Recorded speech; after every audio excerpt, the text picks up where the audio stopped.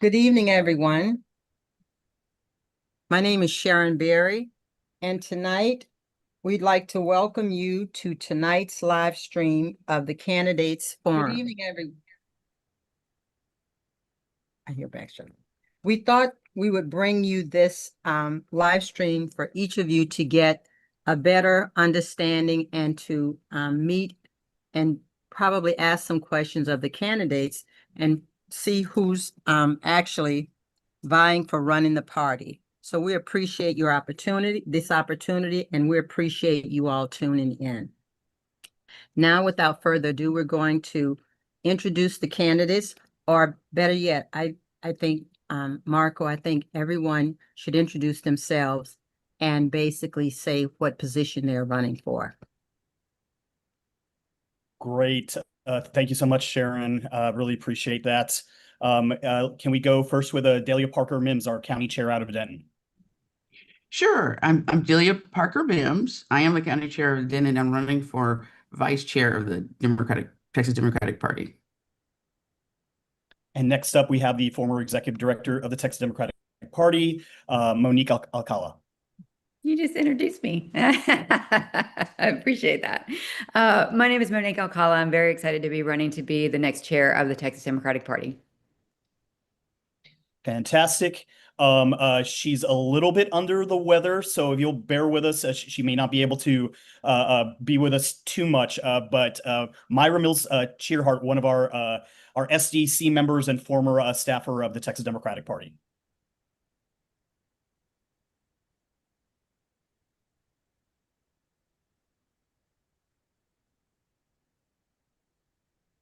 Okay, if Myra is able to come back, we'll go ahead and introduce her.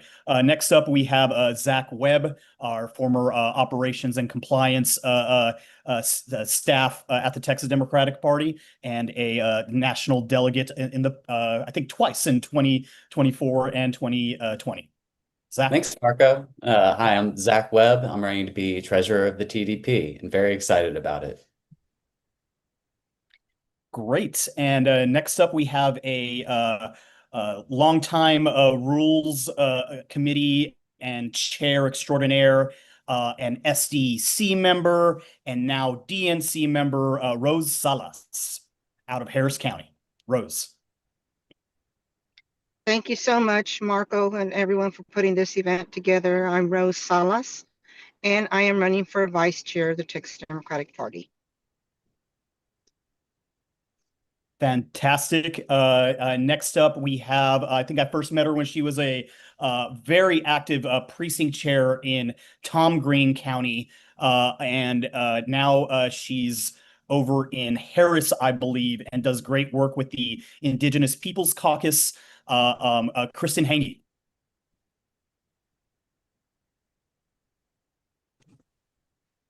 Hello, I'm Kristen Hange, and I'm running for state party secretary. All right, and next up we have Miss Janice Hardy, who I apologize if I have met you before, but I don't think I'm not remembering at the time, so I don't have a great introduction for you. So if you want to give yourself a little bit extra time, Miss Hardy, to sort of introduce yourself to the crowd. Yes, hello everyone, and good evening. I'm Janice Hardy, and I'm running for Texas Democratic Party Secretary. I'm fairly new to Texas. I've only been here for a couple of years, but I'm loving it and looking forward to serving. Thank you so much, Janice. Appreciate that. Let's see here. And I think our last up out of the candidates that are currently here, although we may have some pop in and out throughout the night, and we'll bring them up whenever they get here. We have our wonderful county chair out of Hidalgo County, Richard Gonzalez. Hey, thank you, Marco, and everybody for being here. Again, my name is Richard Gonzalez. I am currently the chair for Hidalgo County, and I am running to be the VP of Finance. Very excited to be here and very excited to see everybody tomorrow and for the rest of the weekend over there in Corpus. Thank you, Chair. And just a flag for 3 of our candidates tonight. I think 2 were able to introduce themselves, or at least 2 were mentioned. Both Chair Richard Gonzalez might be in and out. He's on an important work deadline, so he's trying to get that done. So, we'll bring him up when he comes up. Same thing with Myra, who wasn't able to give her introduction.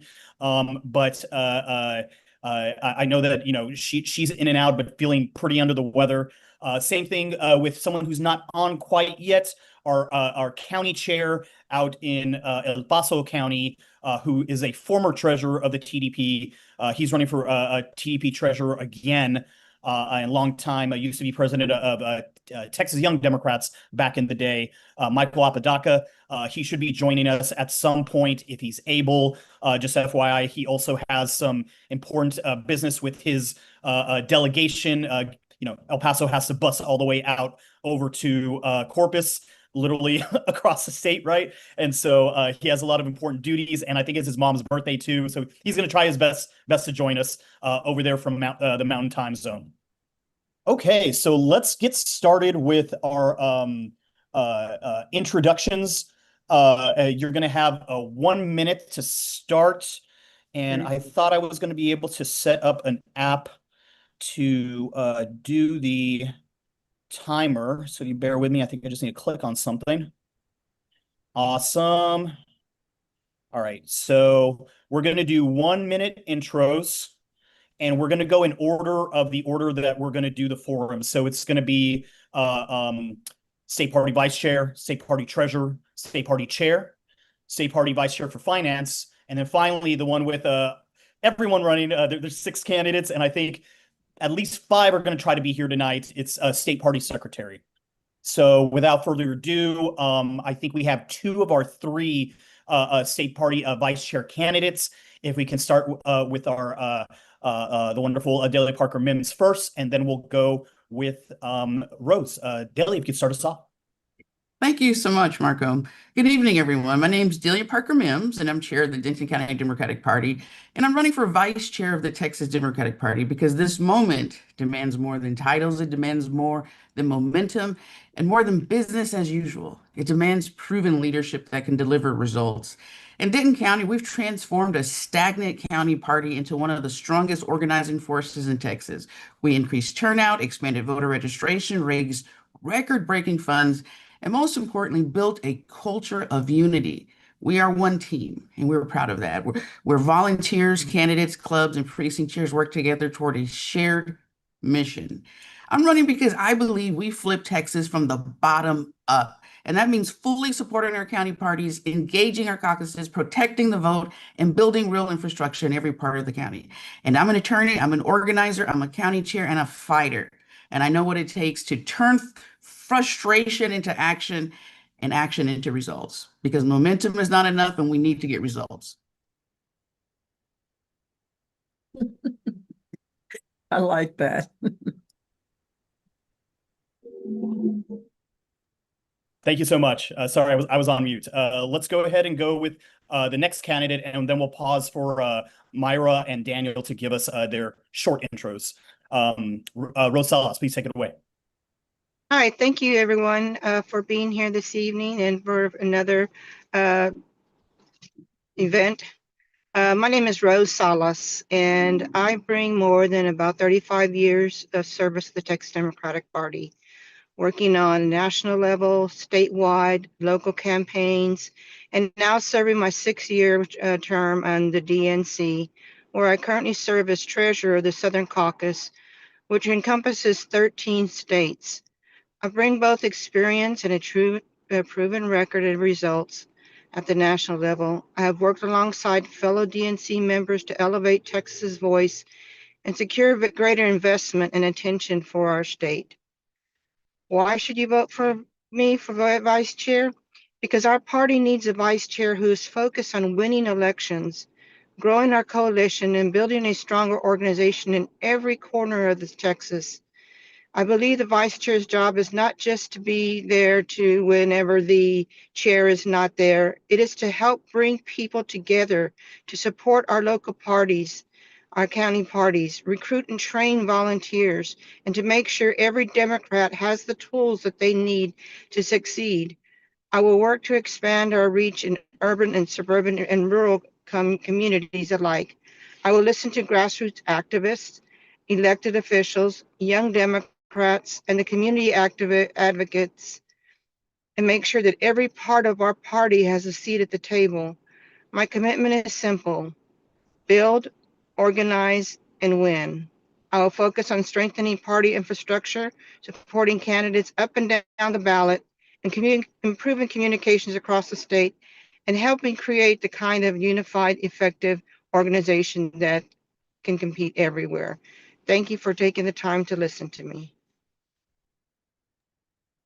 Thank you so much. And sorry, I got a little distracted in doing the timer there. So I apologize about that. I was just checking. We are live streaming, Myra. So we're good to go. I think we're good. All right. So we'll pause with the introductions right now, just to say a little bit hello to Myra Mills Tierhart and Daniel Ayala, two of our candidates. Myra, can you introduce yourself first? Yes, thank you, Marco.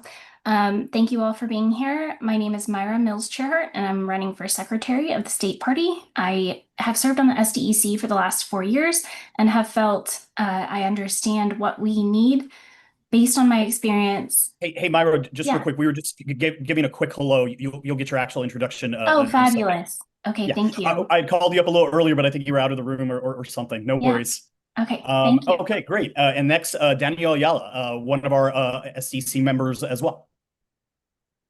Hello, everyone. My name is Daniel Ayala. I'm the president of the Texas Environmental Caucus, and I am a candidate for vice chair for finance, and I'm really excited to be here. So thank you for joining us. Thank you so much, Daniel and Myra. And also one quick shout out. Both of them are both former TDP staffers. I think Myra in 2020 and Daniel in 2022. So thank you for throwing your hat in the ring as former staffers. I think there's a couple of us. All right. So we can continue along with what we were doing before Myra and Daniel. If we could go to the treasurers that are currently on. Treasurer candidates that are currently on. I think Michael Apodaca is not with us yet. And so, Zach, if you could go ahead and give your opening 1 minute, please. Sure. Thanks, Marco.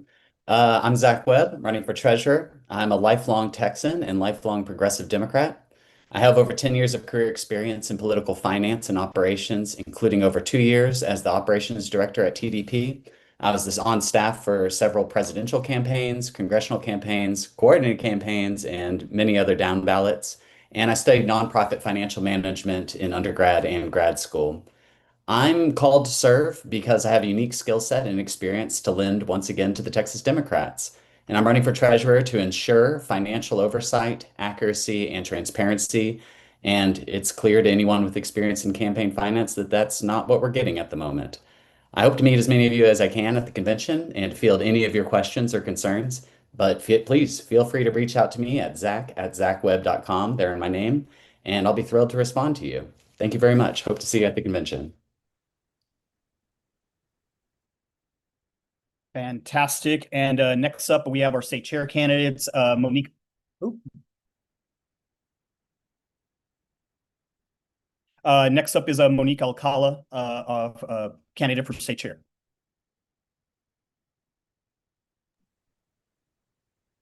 Awesome. Thank you, everyone. My name is Monique Alcala. I'm excited to be running to be the next chair of the Texas Democratic Party. I'm coming to you as a native of Buda, Texas, where my grandmother, Helen Alcala, opened the very first Mexican restaurant in the town. And in doing so, also became the very first Hispanic woman business owner in the town. I'm coming to you as a 15-year seasoned political professional who has worked on highly competitive races in Texas and all around the country. You know, we got some amazing things done when I served as the executive director of the TDP.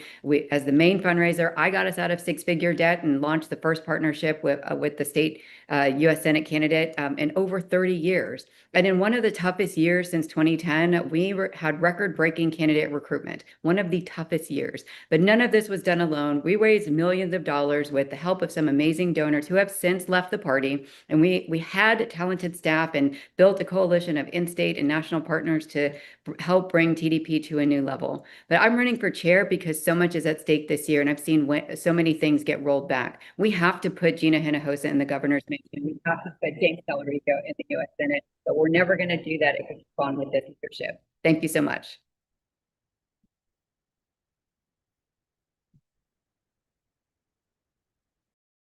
You're on mute, Marco. All right, so I'll talk a little bit more through the music that's starting a little late. Sorry about not unmuting. Good evening, Texas Democrats. My name is Marco Antonio Rantia, and I'm running to serve as your next chair for the Texas Democratic Party. I'm a proud Texan who grew up in El Paso, a gay Army combat veteran who served 2 tours overseas in Baghdad, a union steward and organizer, and someone who spent more than a decade working inside our state party, helping candidates and county parties across Texas. I'm running because I believe our party can be stronger, more transparent, more representative, and more effective at winning elections. For too long, Texas Democrats have felt shut out of decisions that affect our future, and we need a party that earns the trust of our members through transparency and accountability. This race is about whether we're willing to build a party capable of competing everywhere, empowering local leaders, and delivering Democratic victories up and down the ballot. I'm a workhorse, not a show pony, and when I come to your county, it's not just to shake hands and say hello, it's to make a difference on the ground. Thank you so much. I hope I can get your support. All right. Next up is our let's see here. Our treasurer. Wait, I'm sorry, I lost our place. Oh, our vice chair for finance candidates. Richard Gonzalez, are you able to come up? Hey, Marco. Yes, I'm here. Fantastic. Yeah, you have 1 minute, sir. Awesome. Well, guys, thank you again for watching this, and thank you, Marco, for putting this on. For those of you that I haven't had the chance to meet yet, my name is Richard Gonzalez, and I'm currently serving my 3rd term as the chairman of the Hidalgo County Democratic Party. I'm also a trial lawyer. I have offices here in Texas and an office in New Mexico and Arizona as well. And I also serve as the vice president for the Edinburgh Economic Development Corporation, which is my hometown. So I'm, real proud to be doing that. So between running a law practice, running the 7th largest county party in the state of Texas, and serving on the EDC board, I think I've learned a few things about budgets and fundraising and really making tough decisions, guys. But what I've learned is this, and I think it's probably the most important thing. Finance really isn't just about balancing numbers. It's about building relationships and building confidence. When people trust leadership and they trust the people they're dealing with, they're much more willing to invest. And that is going to be my plan, is to go out there, get people to believe in the party, believe in me, believe in our future and our plan, and make sure that we try things that haven't been done before and expand this donor base and try to get a really well-funded party so we can have some big wins in the future. Thank you, guys. Thank you so much. And yeah, just a reminder, when you hear the music, your time is up. And I know Richard thanked me for putting this on, but I want to thank everyone that's on here. We've been in like some group chats trying to organize this for the last couple of days. So I really appreciate the community and don't want to take all the credit because yeah, want to thank everybody. Next up is our next candidate is Daniel Ayala for State Party Vice Chair for Finance. Hello, everyone. Daniel Ayala. I am the president of the Texas Environmental Caucus. I am the vice chair for Hays County, which is one of 2 suburban counties that managed to stay very blue after this past election. I am running for vice chair for finance because I know that I've put in a bunch of time since I joined the SDEC. I've made a lot of connections, and I want to make sure that I leverage those connections, right? I feel like we're missing that network of working with SDEC members, working with grassroots activists, working with donors. It feels like we're all just segregated and separated into our very own worlds, and they never and very rarely meet. And I want to make sure to bridge that divide. I also want to make sure to bridge the divide between the SDEC and the staff, especially in finance. I noticed when I was a staffer, there wasn't a lot of communication between those SDEC members and that staff, and I want to make sure that I bring that on board. And I know that I'm the best choice because, frankly, this is what I've been building up to. This is why I've been doing this. I've been doing this because I know I'm someone who builds strong relationships with people, and I know that I can convince them to raise the money that we need to have for this party. So I really appreciate your time, and I hope that you find my website at danielayala4tdp.com. Thank you so much, Daniel. All right. Next up, we have our our largest group is our state party secretary candidates. If we can get Kristen Hange to go first.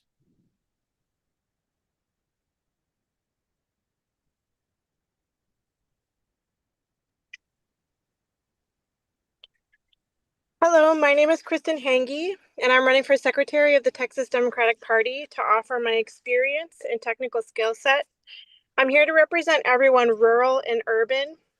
I have political campaign experience at every level, and since 2017, I've organized Democrats in deep red and blue districts, local and statewide. The party should work for the people who keep it moving every single day: the precinct chairs, county chairs, caucus members, and volunteers. As an executive officer of the Texas Democratic Party, I will stand for the mission and principles of the party. As custodian of records for the party and the SDEC, I'll bring my technical experience and creative problem-solving skills to the secretary role. When records are clear and communication is consistent, party leaders can make decisions, activists can stay informed, and Democrats across Texas can organize more effectively. Over the past 4 years, I've served as the secretary of the Indigenous Peoples Caucus, where I coordinated with Texans across the state to add Indigenous peoples issues to the platform and representation to the SDEC. Thank you, Kristen. Thank you. Great. This question, are y'all able to see the timer on the screen when it's on? Yeah? Great. Cool. Awesome. All right. Next is Ciara Evans, our one of our candidates for state party secretary. Is she on? I'm not sure if she is. I haven't seen her. I don't think she's on. Okay, thank you so much. I think she had RSVP'd, so maybe she'll be on later to give her opening. Next is Myra Mills-Shearhart, candidate for state party secretary. Thank you, Marco. Hello, everyone. I am running for the secretary position. My name is Myra Mills-Shearhart, and I'm here tonight because I believe getting the information out is really important. So when the candidates, whatever this group is calling itself, the candidates introduce the candidates came up, it sounded like a really neat idea for just getting information out there. So I'm also here because my kiddos think it's very cool that I'm on YouTube Live, and I'm excited to talk about what the other questions are, but I'll leave my intro very short. I'm here because I am running for this position, and I'm running for this position because I believe more information should get out to our delegates and to our constituents all across Texas. Thank you so much, Myra. Appreciate that. Next up is Janice Hardy, a candidate for state party secretary. Hello, everyone. My background is fairly traditional. My background comes from the corporate sector.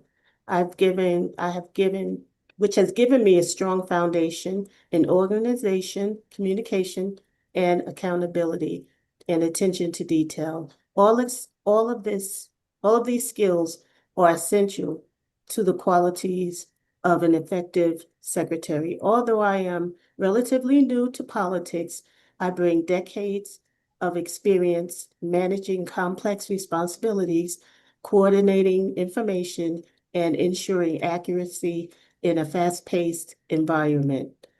I am dependable, thorough, and committed to maintaining transparency and professionalism in everything I do. Thank you. Thank you so much, Janice. And I think there's one more candidate for secretary that's probably going to show up other than Ciara Evans. It's Bonnie Matthias. I think she's en route to Corpus, so she'll log on later and give her intro. All right, so I think now we're at the forum portion, nearly on time. I think we're supposed to start about 7 when we time this out. So let's go ahead and go up with the state party vice chair candidates. I think we have 2 of the 3. We don't have our incumbent Shay Wyrick-Cathey here. She didn't confirm to attend, but we do have our fantastic county chair and DNC member. So let's go ahead and alternate Delia, Rose, Delia on the questions. And the first question is, what about your skills and experience makes you the best person for running for the job of state party vice chair? Delia. Okay, what makes me the best person for this role is that I don't just understand democratic values, I understand democratic infrastructure. As chair of the Denton County Democratic Party, I've had to organize volunteers, raise money, support candidates, manage personalities, build coalitions, and keep people moving in the same direction. And you know how difficult that is. It's hard work, but that's the real work of party building. I bring the skills this position needs right now: organizing, fundraising, communication, conflict resolution, legal training, and the ability to turn ideas into action. I know how county parties operate because I live that work every day. I know what chairs, precinct chairs, clubs, caucuses, candidates, and volunteers need from the state party. And I know what happens when they don't get it. And my experience in Denton County proves that when we build structure, set clear goals, empower volunteers, and operate as one team, we get results. We increase turnout, expand voter registration, raise record funds, and we build a stronger, more unified party. And the vice chair should not just fill in when the chair is unavailable. The vice chair should help build capacity across Texas. And that is what I've done in Denton County, and that is what I am ready to help do statewide. Momentum is not enough. My experience is about turning momentum into results. Thank you so much, Delia. Rose, same question. Thank you very much. What I bring to the table is that I have had many years experience, as I mentioned, have over 35 years experience working with the Texas Democratic Party. I've seen I've served under every party chair since Bob Slagle, which has also appointed me as chair of the Rules Committee. And I was appointed as chair of the Rules Committee by all the party chairs.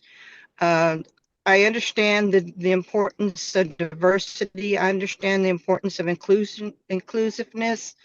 And I understand that it's not just a show horse position. It is a workhorse position. It is to make sure that the party is functioning, that we're getting the tools out to the communities that need the tools in order to be able to win elections. We can't just say we need to win elections. We need to get people out to vote, but we need to make sure that we give them the tools that they need. Here in Harris County, we have something it's called Precinct in the Box, and it has every information that you need. It has your van registration, your van list. It has your scripts. It has your sample push cards. It has all these things in together to make sure that all of our precinct chairs have the tools that they need to be able to go out and to win elections. I appreciate the time, and I will yield my time for another question. Fantastic. Under time. I love it. Love it. I'm sure the audience loves it too. All right. Next question is, why are you running for state party vice chair? Rose, I'm sorry. I'm running for state party vice chair because I think that there needs to be some type of change within the party. We can no longer be losing races. We have everybody that's out there fighting and trying to make sure that we get our candidates elected. But I don't think that we have been doing enough. I think that there's a lot more that needs to be done. We have to make sure, like I said, we have to make sure that everybody has the training that they need. And it's not just okay, we did it this way, let's continue to do it. Because if you continue to do the same thing over and over again, you're going to get the same results, which are we're not going to win races. We need to think outside the box. We need to think more unified, and we need to make sure that our coalitions are strong and that we're working together and maintaining those coalitions that we have built for so long.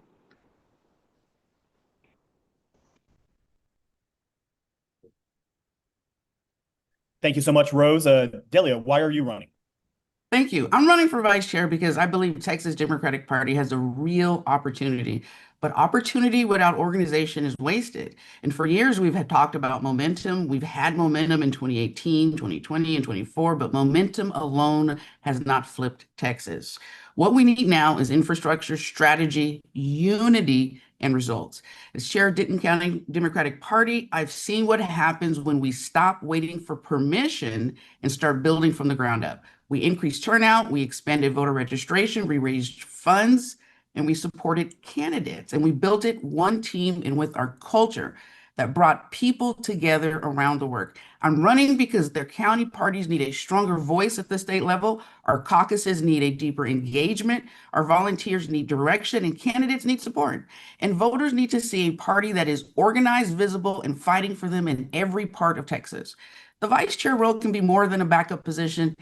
It can be a position of action, organizing, and bridge building. And I'm running because I know how to build. I know how to fight, and I know that if we're serious about flipping Texas, we have to do it from the bottom up, and we have to get results. Thank you so much, Delia. Next question for Delia is, what would you want to do differently than before? I'm sorry. What I would want to do differently is make the vice chair position more of a active position. It hasn't typically been that type of position in the past, but I believe the moment calls for it to be more active, more hands-on, more engaging with the county parties. So what I would like to do is use the skills that I've learned as county chair, working, increasing numbers, increasing coalitions, building unity in our county, and work with smaller county to help build those type of strategies with smaller counties. Because as a county chair, I can tell you, a lot of the strategies go over those county parties' heads, and we're not as together as we would like to be. And what I would do differently is I would make the vice chair role more of an active and more of an engaging role, as opposed to more of a role where it is waiting for the opportunity to participate. Thank you. Rose, what would you want to do differently than before? Well, what I'd want to do differently is making sure that there is that engagement, there is that participation, that there is a voice that the vice chair has, that there is structure that the vice chair has. Not only that, but it's also up to the vice chair to be able to see where there are areas where we've fallen short, and to be able to stand up and to participate in those areas and not wait to be called upon, and to ensure that the voices are heard, that the tools are out there for, like I mentioned earlier, the tools are out there to the people who in the counties who need them, to have a piggyback with the rural counties and some of the urban counties, and talk about some of the best practices that they have, and to be able to engage those county chairs, and to provide a conduit so the county chairs have more of a voice, have more of a resource available to them.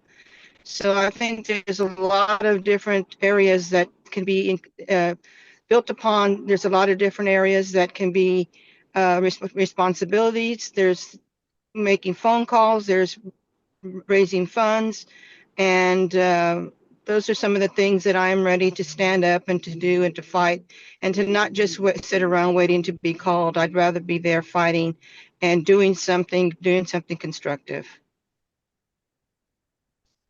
Thank you so much, Rose. And now our last question. Oh, I'm sorry, were you continuing? No, that was it. Oh, okay, cool. Now our last question, and this is a little bit of the combative question. What makes you the best choice over your opponents, Rose? What makes me the best choice over my opponents is that I have that diversity. I have that experience on working with people from across the state. As being chair of the Rules Committee for more than 12 years of the Texas Democratic Party, and being chair of the Rules Committee here in Harris County for at least 20 years, I understand the passions that people bring with them to the table with their different issues that they have, and being able to work with the different people, to work with those passions, and to bring them in, and to unify the party, and to be able to work hard. I've had my proven track record of working hard, and I will continue to work as hard as it's necessary, and have a stronger voice for everyone, not just any particular demographic group or any particular community. But there are areas that we need to concentrate on. With Texas being one of the largest states with the most Hispanic population, all of our literature should be in Spanish. And we should be making sure that we don't mess with our home base, to make sure that all of the candidates are heard, all of the demographics are heard, that we don't forget about the people who have always been there for us, and as well as the people who we need to be there for us. So those are some of the things that differentiates me from my opponents. Thank you, Rose. And if we could just pause just a quick second. Cleo, I saw you just joined us on the Zoom. Is Sierra with you?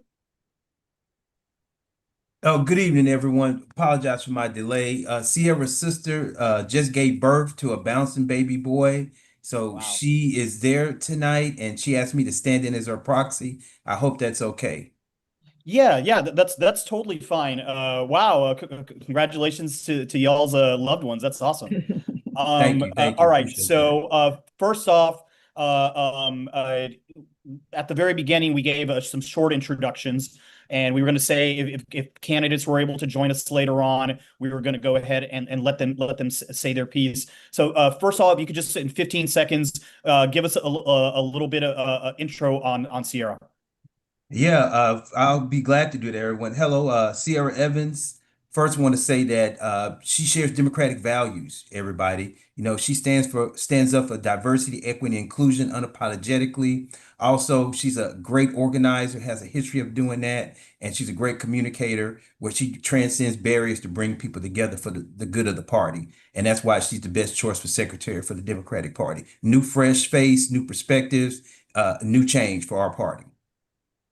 Fantastic. And can you give us a little bit of background? Like, is she a precinct chair? Where does she hail from? All of that stuff. Yeah, great. Born and raised in California, so that's the root of her progressive values. Moved here as an adult to the great state of Texas. So glad that she came here for that.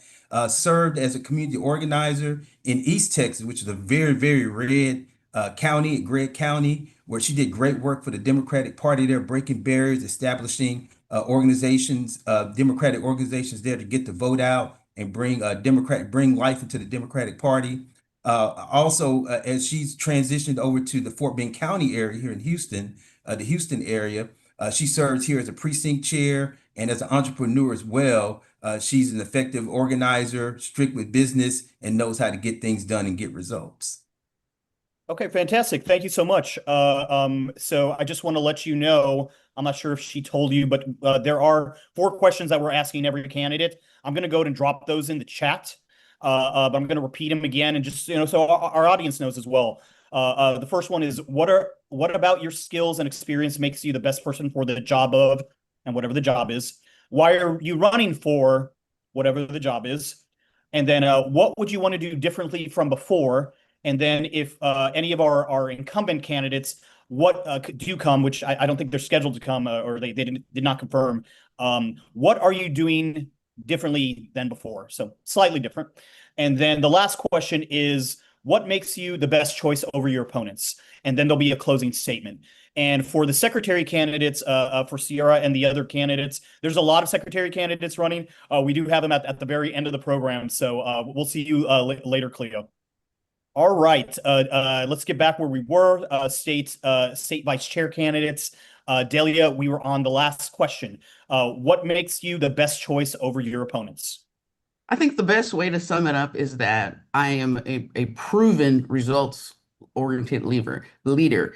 It is not theory. It is not a concept with me. I have already proven that I know how to organize people, how to successfully run voter registration, how to successfully train county parties, how to raise money. These are not theoretical concepts. So I immediately bring that to this position of which I want to expand its positions by working with county parties. The other thing is, I think I'm uniquely positioned at this moment in time and the right person at this moment in time for what we need in Texas. We know that our Hispanic population, our Black population is the largest Black population in Texas is in Texas. The largest Black population of Black people is in Texas. And our Hispanic population is large. And we can't win without both of those populations. We have to work together. And we have to be able to be mature enough to address real issues. I'm the type of leader that knows how to do that and is proactive in doing that. I come from both the Hispanic and the Black community. I've already reached out. I've already done that in my county. I've brought Gina Hinojosa to my county to meet with the Black community because we have real issues that we have to talk about so that we will be ready to vote for each other. We cannot survive unless we vote together. I say juntos podemos y juntos debemos. Together we can and together we must.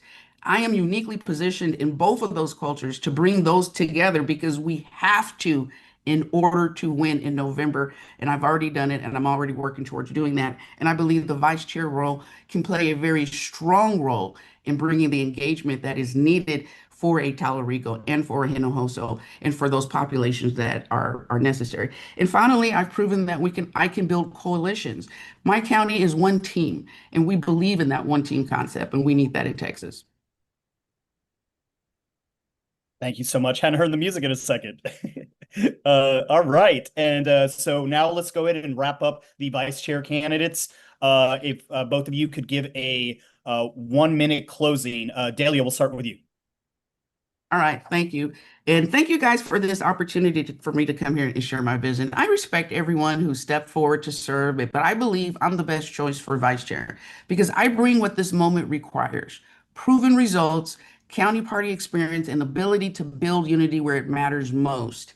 I'm not speaking in theory. As chair of the Denton County Democratic Party, I have done the work, organizing volunteers, raising money, supporting candidates, increasing turnout, expanding voter registration, and bringing people together as one team. And we've done it and we've excelled at it and doing it in our county. And this role cannot be just ceremonial. It has to be, and it can't just be business as usual. The vice chair must understand what county parties need, how grassroots organizations work, and how to turn opportunity into action. I think that's one of the most important things, how to turn opportunity into action, how to take this role and to increase engagement and to do more, because every leadership role this election cycle is going to need to do more. And so Texas Democrats, we do need to do more than just momentum. We need a plan and we need leadership. Thank you so much, Delia. All right, Rose, if you could close this out. 1-minute closer. Sorry about that. So had myself on mute. No worries. Thank you. Thank you, everyone, for everything you've done this evening. Thank you, Delia, for stepping up to run. I look forward to getting to meet you, getting to know you. But I feel that I am the best candidate for this position. I have a proven track record of working with the state party for many years. I have a proven track record of fighting the fight for building coalitions, for fighting the Republicans, for being out there, making sure that all of our elected officials get elected, to make sure that we go down not just the top of this ticket, but we make sure that all of our candidates are elected at the bottom of the ticket. I've run national campaigns, I've run statewide campaigns, and I appreciate the time, appreciate the opportunity to speak with y'all, and hopefully I can earn your support and we can talk. Visit my website at rosefortexas.com and you'll find a whole list of things that I have done over the years. Thank you very much. Amazing, Rose. Thank you so much. And that concludes the first fifth of the forum. We're switching to the next campaign, which is going to be state treasurer. So Zach Webb, are you there? I am, yes. Hey, Zach, I want to ask you a question, and this will be on your preference or based on your preference. I think Michael's going to show up later. Do you want to go to the state chair candidates next and maybe wait them out, or do you want to just go ahead and go now? Let's hear from the state chair candidates and then maybe squeeze treasurer in after if whether he's here or not. Okay, great, Give him one more time. Thanks so much, Zach. Then No let's go problem. ahead and punt that a little bit. Sharon Berry, are you available to start asking the questions of the state chair candidates? Absolutely, absolutely. I have All really right. I've been Was that excited. again? I said I've been excited about this all day, and I'm so sorry that the other candidates aren't here because I was really looking forward to those listening to those questions and opinions and stuff. So right now we just have Marco Arencia and Monica Kala. Both are running for state chair.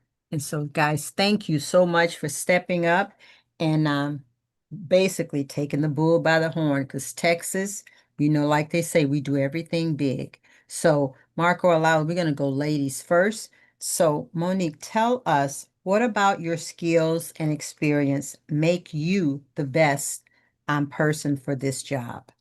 Yeah, thank you so much, Sharon, for asking the question, and thank you all for joining on this forum. I do think that it is really critical for us to ensure that we are hearing from all of the candidates in order to make an informed decision on who's going to lead the next party or lead the next generation or for years to come at the TDP. To answer your question, the things that make me very appropriate for this role are two things. Number one, my experience. I've been a 15-year political professional, not just in Texas, but all around the country. I worked in competitive states. Virginia, Pennsylvania, Maryland is competitive for different reasons, as well as Arizona. You name it. I've worked on rural races. I've worked on urban races. I've worked from the local level to the state level to the congressional level, all the way to statewide and presidential. I have had some historic victories. I've had some really tough historic losses too. And all of the thing that comes out of each and every one of those races is knowing how to adapt and do it better the next time. And throughout the course of my career, both working on electoral campaigns and working on issue advocacy work, including women's rights and immigrants' rights, one thing is very clear. We need to ensure that we have a leader at the Texas Democratic Party that knows how to have hard conversations, knows how to build trust within different constituencies, especially communities that have been long excluded from our political process. So after 15 years of having that experience, I know that I can bring that to the table far better than what we're seeing for the last year at the Texas Democratic Party, which has been engaged in union busting, lackluster fundraising, ethics investigations, and is really putting us at risk for winning everything that we need to come in November. The last thing that I will mention before my time is out is that throughout my entire career, not only have I been on the front lines of electing some of the most diverse people all across the country, but I have raised millions of dollars. And I'm the only candidate in this race. Sorry, Marco, I love you to death, but I'm the only candidate in this race that has raised multiple millions of dollars. And I've done it in a way that we can ensure that we both have control over the organization and that we can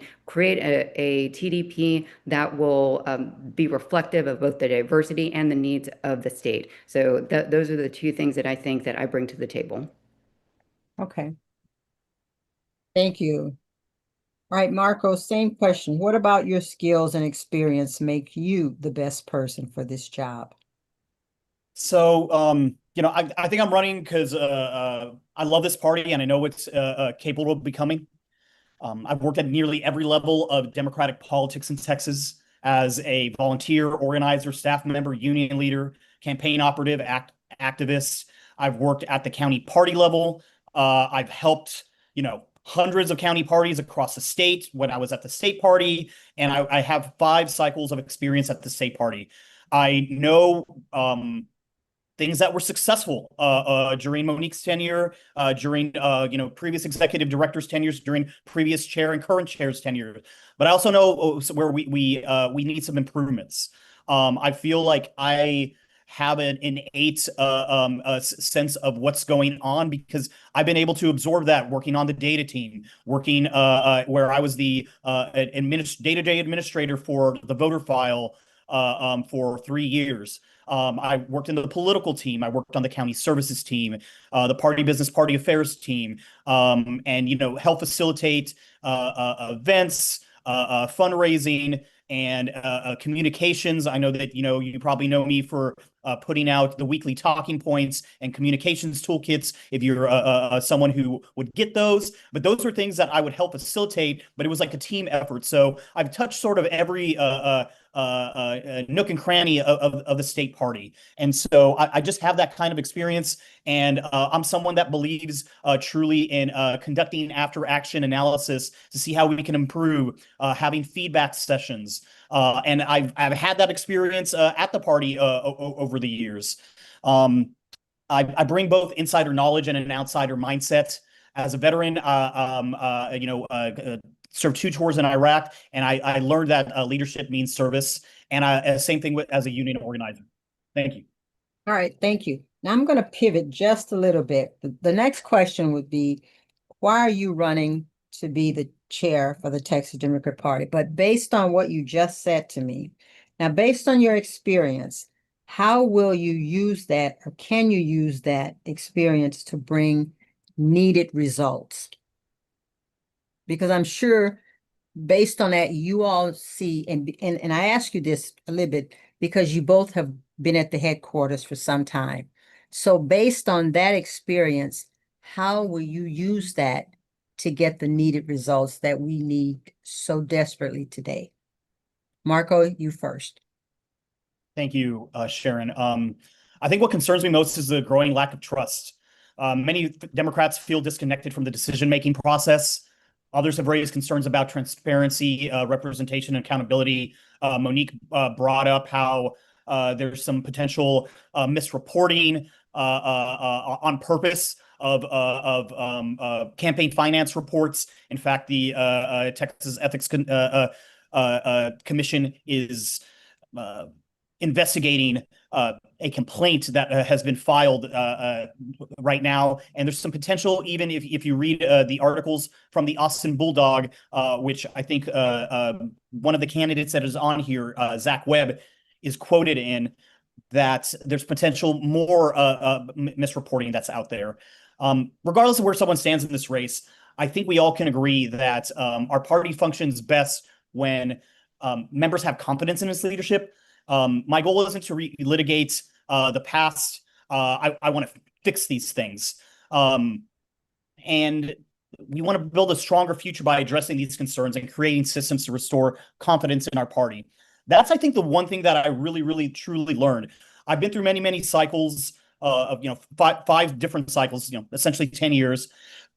And one thing that I learned the hard way is it's so much easier when you're transparent, when you tell the truth, when you own up to mistakes, when you are, you don't try to tell people what they want to hear.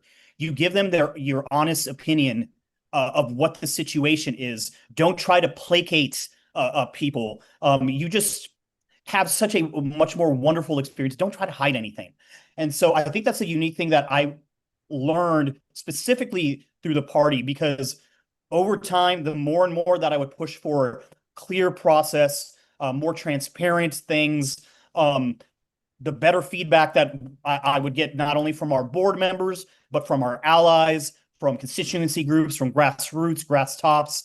And so that's the thing that I would utilize is transparency, accountability, trust, a community, building consensus, and conducting feedback sessions, and actually putting those things to use. Thank you. Thank you. And I said, and I applaud that, because I said you two bring a unique perspective because you've been there and now you know your way. So Monique, same question. Based on that experience, how can you use that to bring the needed results to the party? Thank you. And just to clarify, just my experience at the Texas Democratic Party, or is it my experience just generally? more so at the Texas Democratic Party?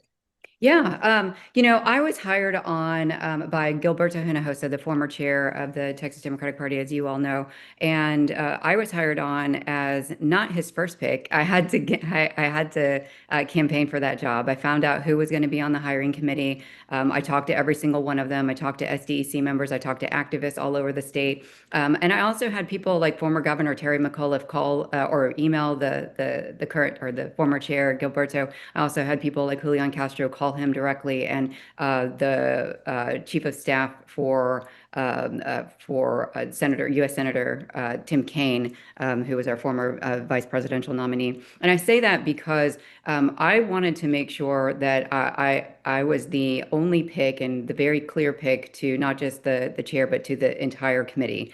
And I knew that I had to create this echo chamber of like Monique is the one because there were two very talented individuals who were also up for the job, and I wanted to be a reformist. And I know that whenever you're a reformist, that is not always embraced in politics. And so once I got the job, we got to work, and the things that I know that we were able to get done at the Texas Democratic Party were to start that reformist agenda. We needed to make sure that we reconstituted the county services division so that county parties had a direct contact to the state party and could get all of their answers, all of their questions responded to. We also hired a year-round organizing director her name is Katie Schmader, and she was able to be helpful to ensure that all of our county parties and our precinct chairs had the training that they needed to do. But at the end of the day, my job at the Texas Democratic Party was to look at all of the good, the bad, the ugly, and to shine light on that. That is the best way. Sunlight is the best disinfectant, and that was my job. So we shined a light on all of the things that were wrong, and we made sure that everybody knew that here are the things that are wrong, and these are the things that we need to do in order to fix it. I'm not going to shy away from the debt that was accumulated underneath Kendall Scudder as the vice chair of finance, and I'm not going to try to hide debt from anybody. I operate with high ethical integrity, and I know that in order for us to move forward as an organization, we need to be transparent. Very good, very good. Thank you. And Monique, matter of fact, you can probably continue that because the next question is, what would you do differently? And that based on what is either in play now or past experiences with the party. So what would you do different? Yeah, the thing that I would do different is I would make sure that I'm sorry, to do different, like to win the election that's coming up. Yes, absolutely. And Okay, yeah. to improve the party. Yes. Yeah. I'll say very specifically, I think all of it, and I hate to bring it back down to resources, but I think that for a state the size of Texas with 254 counties, we have to raise more money. Right now, the Texas Democratic Party for the last couple of months has been hanging at underneath, underneath $200,000, $300,000 in the bank account. In our federal bank account, which is insane. For a state the size of Texas, you need to have millions of dollars in the bank account so that we can reach out to every single voter and optimize who we are talking to every single day. And that is the thing that not only I was successful at the state party, but I know that we need to do differently. I hold myself again with the highest of ethical integrity. For some of my hardest conversations around 2024 was ensuring that people understood what it meant to federalize your local county party, for example. Like these are things that we need to make sure that we are explaining to folks that we are restructuring not only the way that we do programmatic work here in the state, but we are doing it in a way that is compliant, that is going to avoid FEC letters, that is going to avoid TEC investigations. And we need to make sure that we are doing things that are according to best practice. You cannot win a statewide you cannot call a statewide coordinated if you are not IDing for candidates on the ballot on the phones or at the doors. We need to make sure that our statewide coordinated and our Texas Democratic Party is advocating for every single candidate and our party leaders up and down the ballot and working for them. Right now, that is not happening, and we need to make sure that the voter file is fixed. We need to make sure that we have voter protection on the ground and ready to protect the vote come November. Both of these things are missing right now, and that requires us to raise the resources. And I certainly have both the in-state network as well as the national network in order to get that done. Thank you so much. Yes, perfect. Marco, what do you want to do different? Thank you, Sharon. You know, a lot of the things that Monique brought up, I think I completely agree with. So I'll try to focus on a couple of different things.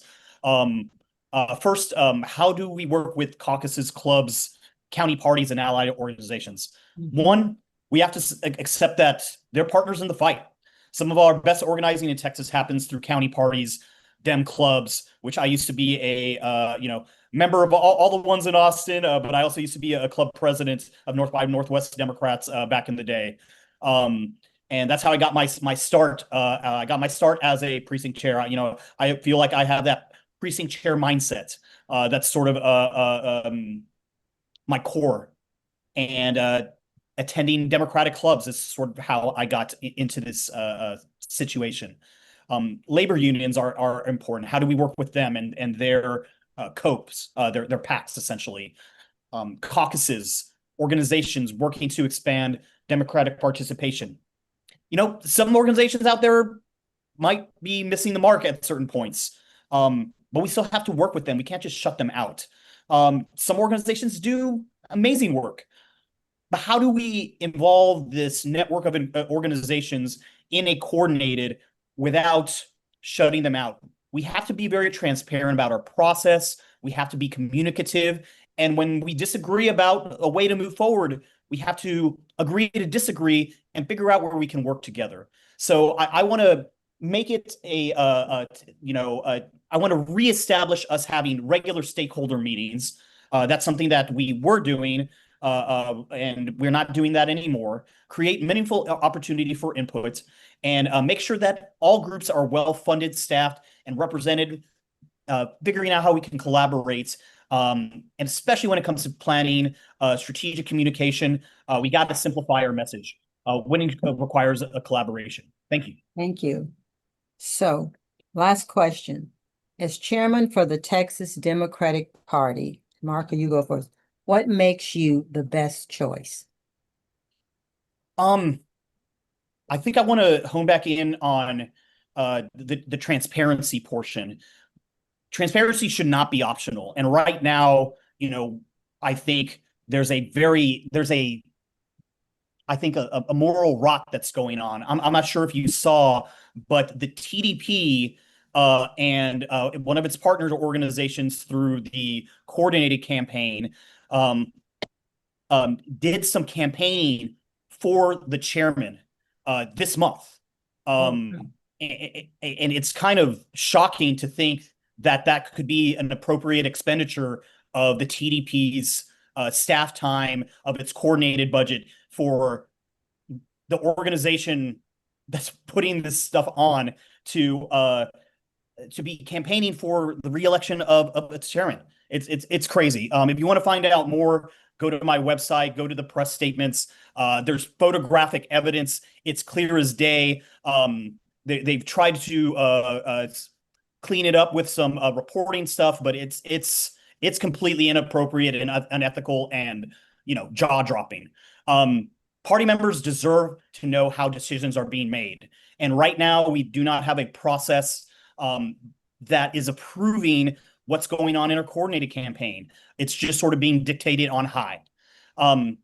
We need to know how resources are being allocated, how funds are being spent. As it currently stands, there are serious concerns about the party spending time, money, and resources against fellow Democrats, not only myself, but our Lieutenant Governor nominee during the primary, Vicki Goodwin, in her campaign. We need to focus the fight on Republicans, not each other. Yes. In November and beyond, we can't go back to this. The status quo is not a winning strategy. I will push for regular financial reporting, greater communication with county parties and stakeholders. Thank you. Thank you. Monique, what makes you the best choice to be the next chair for the Texas Democratic Party?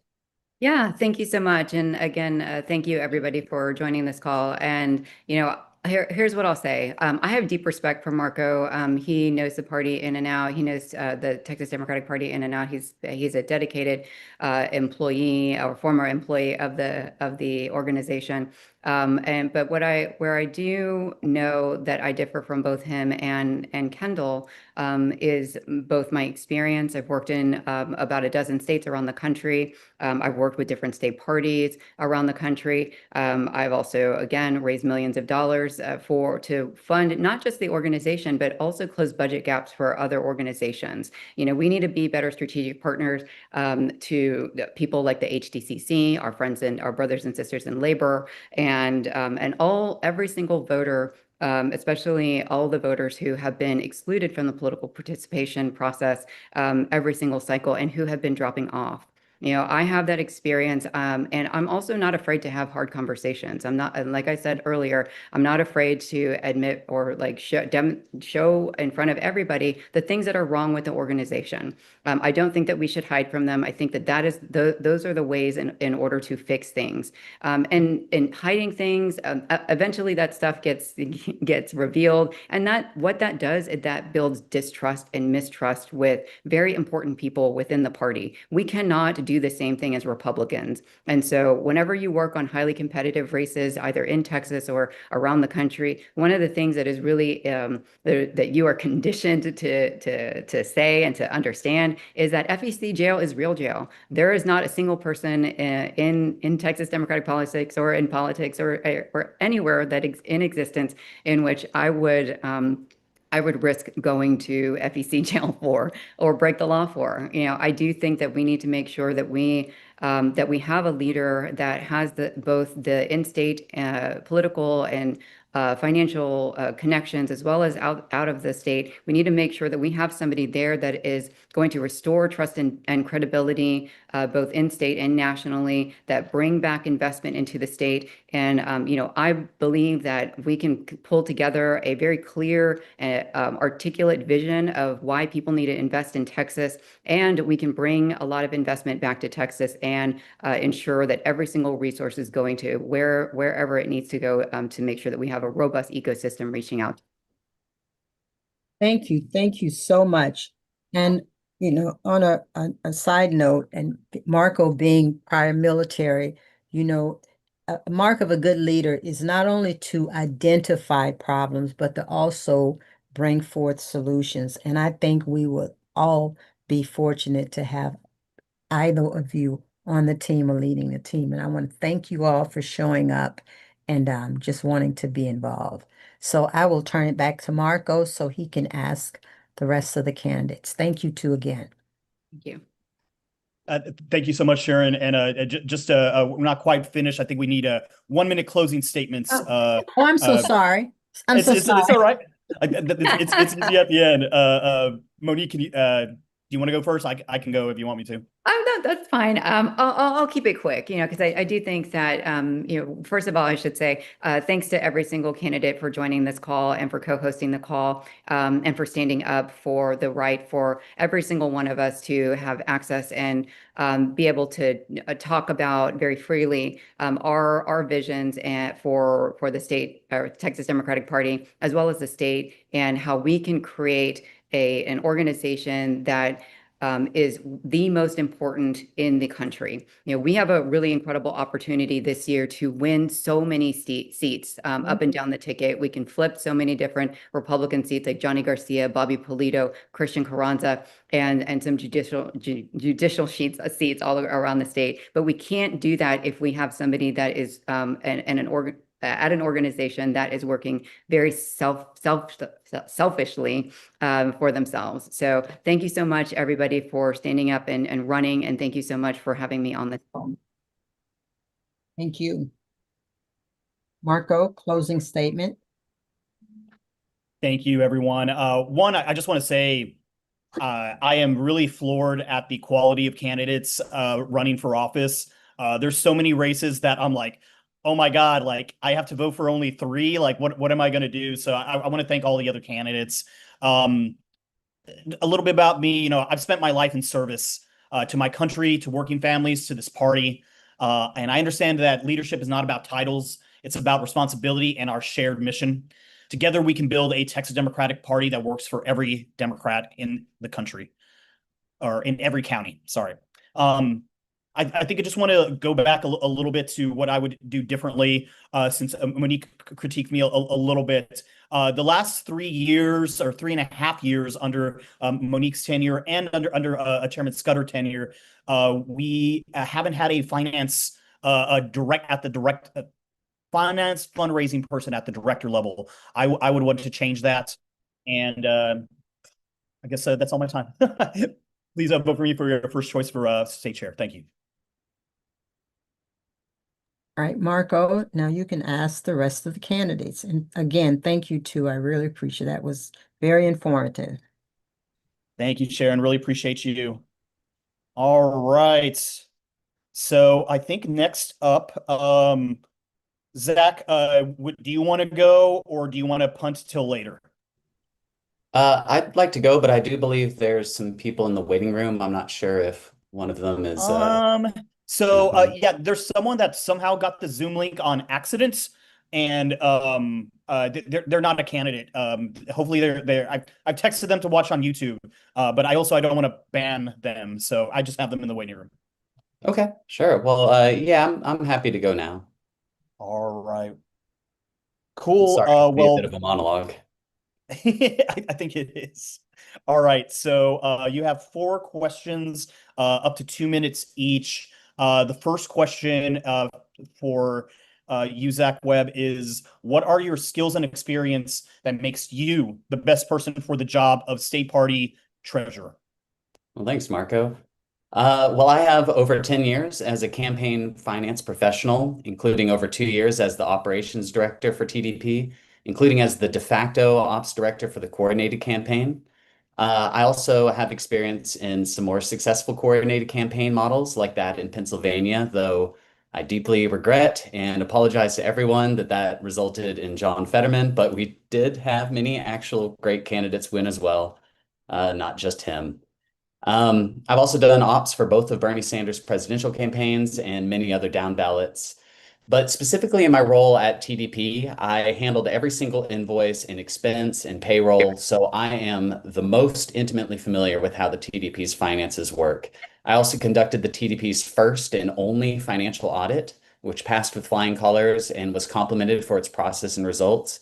And like a true weirdo, I'm eager to dive into the audit process again. We need it. I also negotiated contracts for both of TDP's union agreements, and I'm a true advocate for organized labor, not just when it's easy, but when it requires challenging our party leaders themselves.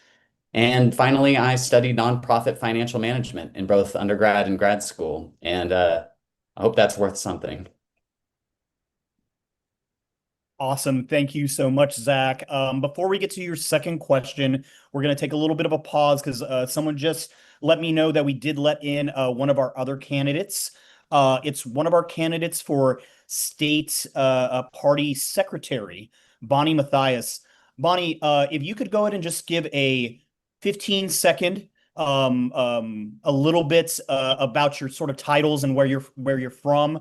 I know that I met Bonnie when she was doing voter protection work at the Dallas County Democratic Party a couple years back, and was helping with their primary stuff. But she's also a longtime labor person, just like I am. I'm a card-carrying CWA person, so I know that Bonnie's amazing. So Bonnie, tell us just a little bit about yourself before you give your 1-minute opening.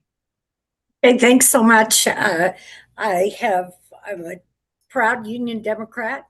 I sit on the Texas AFL-CIO Executive Board. I also sit on the Executive Board of the North Texas Area Labor Federation, which is the new labor federation that was formed when Dallas and Fort Worth joined earlier this year. It's very important to me that the secretary seat remain in the hands of labor, as it has been a labor seat for 30 plus years. Great. Thank you so much, Bonnie. And if you're ready, you can go ahead and give a 1 minute introductory, a little bit about yourself, whatever you want to say. 34-year union member, CWA, Local 6215 in Dallas. I am also the president of the CWA Retired Members Council, Local 6290, that was formed in the 1940s. We're one of the longest remaining chapters of the Retired Members Council. I sit on the board of Southern Sector Rising, which is an environmental justice group. I've worked with Dr. Marcia Jackson for the last 7 years on not only cleaning up Shingle Mountain in southern Dallas, we're now working on Sand Branch, which is a Freedmanstown in unincorporated part of Southeast Dallas County, and they have no sanitation and no running water. So we've been working with them for a few years to get that accomplished. I'm very active within my community. I've been a community activist since 1998 when an Acorn organizer knocked on my door. In 2008, when Acorn was demolished by the right, I was actually the only Anglo sitting on the National Association board. Wow. Thank you so much, Bonnie. All right. So, and just for your information, Secretary will be the last group that we're going to do. Right now, we are going to go to Treasurer, and then it'll be Vice Chair for Finance, and then Secretary. So, Zach, we are back to you. Zach Webb, running for State Party Treasurer. Second question, why are you running for State Party Treasurer? I'm running to bring financial oversight, accuracy, and transparency. When Kendall Scudder was running for chair, he made a lot of hay in his campaign about how he helped create the rule that mandates an annual financial audit. But despite this, over a year after his election, there still hasn't been an audit, which violates the party's own rules. And this means that no finances have been audited since June of 2023. That's 3 years and 4 executive directors ago, which I find unacceptable. Back when I was on staff, the chair of internal audit subcommittee and I were ready to go with another audit last April. And the financial data is just there waiting to be reviewed. But for some reason, the audit continues to be delayed well over a year later. So when I realized that an audit still hadn't been performed, I looked into recent campaign finance reports and could plainly see that they were highly inaccurate and concealing the party's debt, which is a crime. I tried to bring this to the attention of the current treasurer and SDC members, but was just blown off. So I'm running because this lack of financial oversight is a sure way to wreck our chances in November. Misreporting campaign finances is a crime with substantial penalties, and we as a party need to correct those reports as soon as possible rather than continue along this path of financial deception. Aside from this, having personally performed the only TDP audit, and with the knowledge that comes from processing all of TDP's expenses for over 2 years, I have a number of very specific proposals that would improve the way audits are conducted and help ensure financial oversight, accuracy, and transparency, and that the union rights of staff are not violated. But we'll get into that in a later question. Thank you so much, Zach. And I wrote the audit rule that's in there, so would love to hear your thoughts on that stuff. All right, I did not time you for that last one, so I do apologize. But we are on your third question. What do you want to do differently than before? Well, actually, conducting an audit is a high priority, and thank you for drafting the language. Didn't mean to criticize you, but you weren't out there bragging about it. Correcting our campaign finance reports and forcing leadership to be honest with Texas Democrats is also a high priority. Provide accurate financial information to SDC on an ongoing basis because we shouldn't rely on just one person's word that the party is debt-free simply because no one is willing to take on real financial oversight or ask tough questions. And I'd like to reform the audit rules.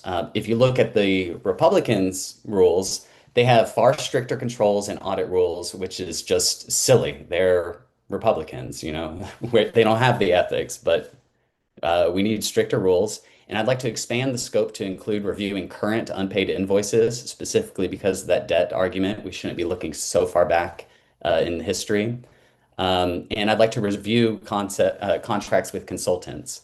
I'd also like to expand the Finance Committee roster with an advisory panel to include former operations staff, executive directors and campaign finance professionals because they all have invaluable expertise and direct experience with TDP's finances that I think could be a real benefit.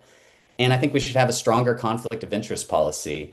I want to ensure that consultants are hired in accordance with union contracts and that consultants provide actual benefit to the party with a clearly outlined scope of duties, and that there are no more sinecures just for being friends or former business partners of people in leadership. You have to actually help us win, not just cash a check. Thank you, Zach. I also drafted the conflict of interest stuff that's in the rules, so that needs improvement probably too. Hopefully we can work together and we'll make them better. Awesome. Let's see here.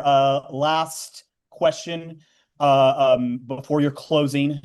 This is for 2 minutes and then a closing will be 1 minute. What makes you the best choice over your opponents? Fearlessness, curiosity, and a career in campaign finance.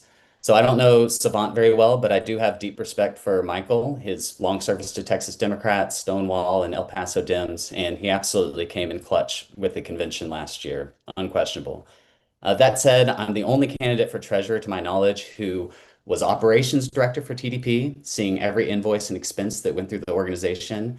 The only one who's been involved with TDP's campaign finance reports in the past, who's worked directly with TDP's finance committee, the only one who's conducted the party's only audit, which was praised for accuracy, process, and results, and I'm ready to do more. The only one who negotiated both union contracts for TDP staff and fought for staff when those contracts were violated, and the only one who's actually seen the contracts TDP has made with consultants and those that it hasn't. I'm going to skip this next section. It's kind of better with there's other candidates.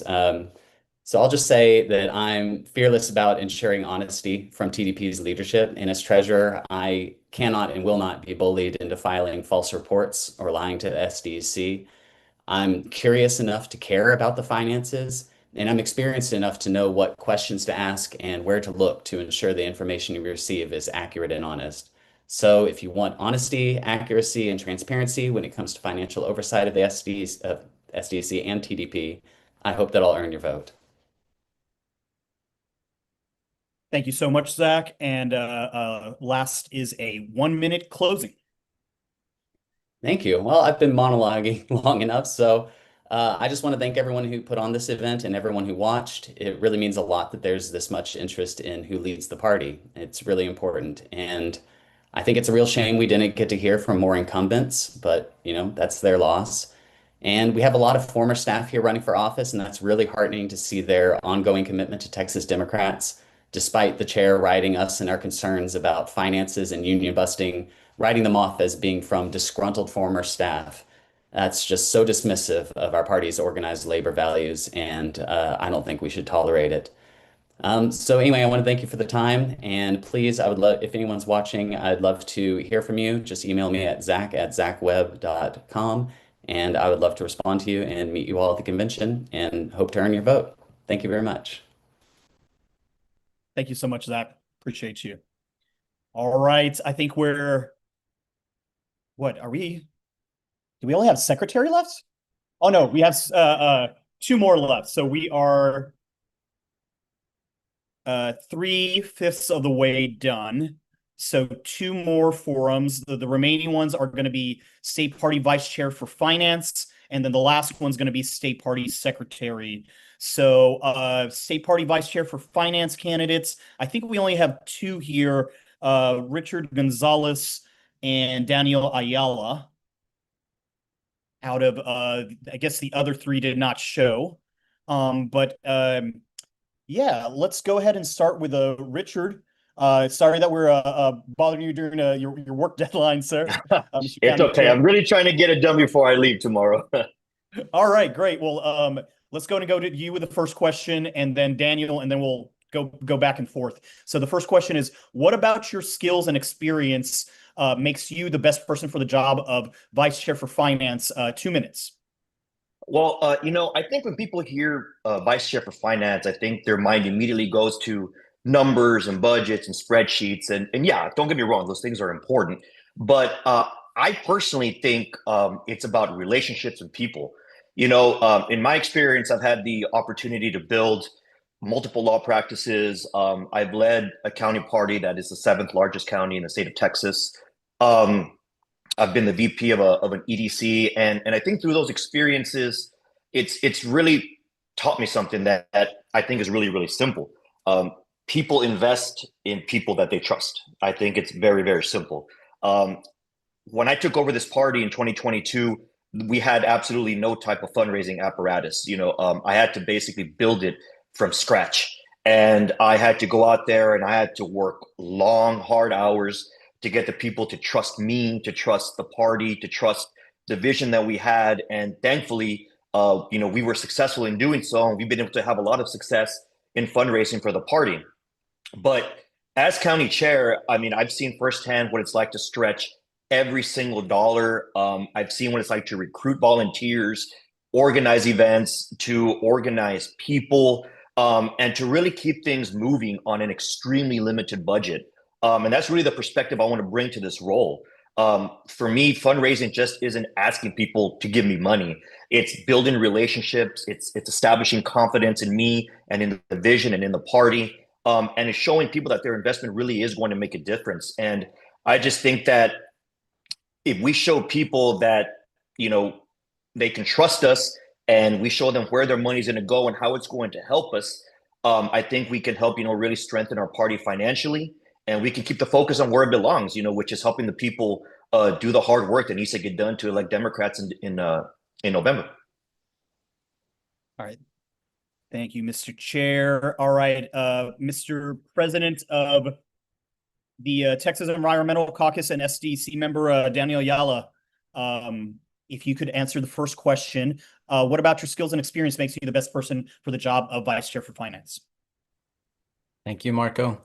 I think it's more about how does my history kind of show that experience is leveraged well, right? So with every organization that I've been a part of, they have and I have fundraised and exceeded expectation every time, right? When I was a teacher, right, for those 8 years, I had a student council that struggled financially, jumped on board, and I was able to take I literally mean buses to state convention due to the finance efforts fundraising efforts that I've brought on board. Same thing with I've had a lot of work with organizations, nonprofits, campaigns, right? I've done call time, text fundraising, email fundraising. I brought in sponsors to events. I've worked with the Hays County Party, which we're doing really well. Every year, we just keep incrementing the amount of money that we've brought in. I mean, we used to dream of bringing in 50,000, got on board, we're hitting 75. The following year, we're hitting 100, we're hitting 125. Every year, we have just gained the support that we needed, and that's because of the story and the relationship that we've built for this party that people believe in, right? As the vice president of the Hays Young Dems, we did the same thing. And the Children's Museum that I'm a part of, I'm the de facto fundraiser for this Children's Museum.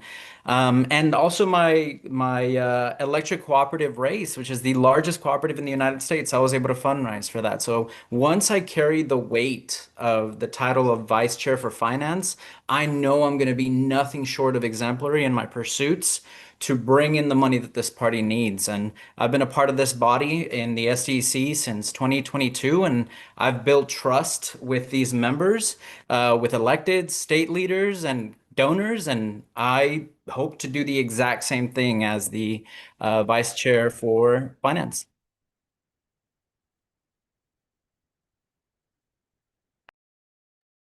Sorry, I was trying to find the mute button. All right, Daniel. So the second question goes to you. Why are you running for Vice Chair for Finance? Yeah, so I'm running to show that, like, as a young, hardworking party leader, right, who's proven time after time that I'm serious in my commitment to this party, I want to be able to have the chance to prove that I can do it in a statewide leadership role, right? I want to use the network that I've built with special interest caucuses, with organizers, with electeds, with county chairs, with just a lot of the folks that have been in the trenches, right, across these 4 years that I joined the SDEC. I want to be able to leverage those relationships and bring in money to this party like it hasn't been done before for a vice chair for finance. And I think it's important to note that it takes a long time when you first jump on board, right? It takes a long time to build those relationships within the SDEC, and I've worked hard for it. I've risen up the ranks in our committees, and it just I didn't decide to run on this out of a whim. I decided to run for this out of folks telling me, you've done the work and we feel like you are our best bet, right? We feel like you should jump on board because you have our trust, you have our support, and we're going to work hard to make that happen. So it was one of those things where I've taken on a lot throughout my time working for this party, and I'm not done. I'm not done. I have a lot of youthful energy, and I'm really excited to make it happen at the state level. Thank you, Daniel. All right, Richard, same question. Why are you running for vice chair for finance? Honestly, Marco, I've actually been asked a question like, like, hey man, like, why would you want to run for this position? You've got so much stuff going on right now, especially with the election coming up in November. And honestly, my answer is just really simple. Like, I really enjoy the idea of building things. I like taking an organization, just like I did with our county party, building it up, implementing new ideas, and leaving it stronger than how I found it. And so, I think it's just been doing things like that to me is just really, really rewarding, because you get to see the fruits of your labor really put into practice. And so the way that I look at it, if we were to raise more resources, that just means that we're creating more opportunities for Democrats across the state. And so I would love to be a part of building, this new chapter for this position. The more resources we raise, we're able to have a lot more opportunity for people, whether that's helping county parties open up a new sub office, in their area, helping train new volunteers, helping do candidate, trainings, whatever the case may be. I think that the overall idea has been, we need to raise a lot of money. And that is what I intend to do. I intend to go out there and use all my skills, all my network, all my resources, and everything that I've learned, running this county party, and implement it at a much bigger scale. But at the end of the day, look, I just want people to say that, if I have the opportunity to serve, I want them to remember that I left this party bigger, better, and stronger than when I found it. And if I can do that, then I'll consider my time as a success. So, to me, it's just about building and helping create something better than the way I found it. Thank you, Richard. And next question also goes to you. What do you want to do differently than before?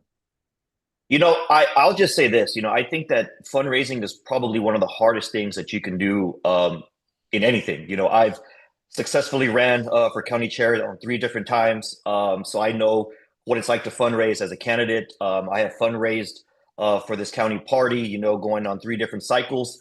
And so it takes a lot of work. But one of the things that I've noticed is that sometimes people feel that fundraising isn't accessible, and so I really want to try to make it seem that people from all over the state of Texas can fundraise. It doesn't always have to be mega donors or mega checks. Every little bit counts. And so, I really want to create an environment where people can share ideas. We can talk about strategies. We can help expand our donor base. Being a lawyer and being a lawyer in multiple states, I feel that I bring a different donor base that maybe hasn't traditionally been, active in this party. And so, I want to be able to expand what we've done, make it accessible to the people. I want to think outside the box. I'm very open to ideas, and that's the way that I run my county party. I like to listen to different things that people have to say and see what works, what doesn't, whether that's working small donors, major donors. But the number one thing is I need to establish trust. These mega donors, because we need a lot of money, they need to trust the person in this position. They need to trust the party. They need to trust the vision. And I know that I can do that, in this position for the party. So, that's kind of what my plan would be for this position. Thank you, Richard Gonzalez. Danny Ayala, third question. What do you want to do differently than before? Yeah, I want to work in tandem with the state party chair. I want to be there with the vice chair. I want to make sure that as a unit, we're working together and making sure that we are fundraising consistently to where you can see these amounts in the reports that we do in the finance committee. I'm a member of the finance committee, and we are able to show what the breakdown is of how much money we're bringing into this party. And my hope is to motivate those executive officers, those SDC members to fundraise and work their networks, right? Show that they're just as invested in this party as I am as the vice chair for finance. And I also want to make sure that I want to bridge the gap between the $10 vote, the $10 supporter and the $1,000, $5,000 supporter, right? It feels like very much we separate these events and folks don't get to see what the fruits of their labor are. And by labor, I mean the money that they're bringing into this party. They don't get to talk to the folks that are going to be doing the organizing or the folks that have a vested interest in this party, right? This is the party of the people. And I want to make sure that we actually show that. I want to work with all those SDC members that I've been working shoulder to shoulder with to work on resolutions, right? One thing that we don't really talk about as what the officer's role is to also be an SDC member. It's to do all the works that the SDC needs to vote on, and that's a lot of the work that I'm going to be doing with the county parties as well. I mean, the county parties, some of them are struggling, especially the rural counties. I want to work with them so that we can work together as a unit, and I can help them, and they can help the state party. And I want to build that infrastructure, and that goes beyond the scope of the duties, right? But it is still something that I feel very strongly about, and that's what I plan to do differently because I haven't been seeing that myself. All right, Daniel Ayala, you're going to get all right, you're going to get the last question right before we go to our 1-minute closing statements. What makes you the best choice over your opponents, Daniel Ayala? Yeah. So I guess I would ask anybody watching this video, ask your SDC members what kind of person I am, right?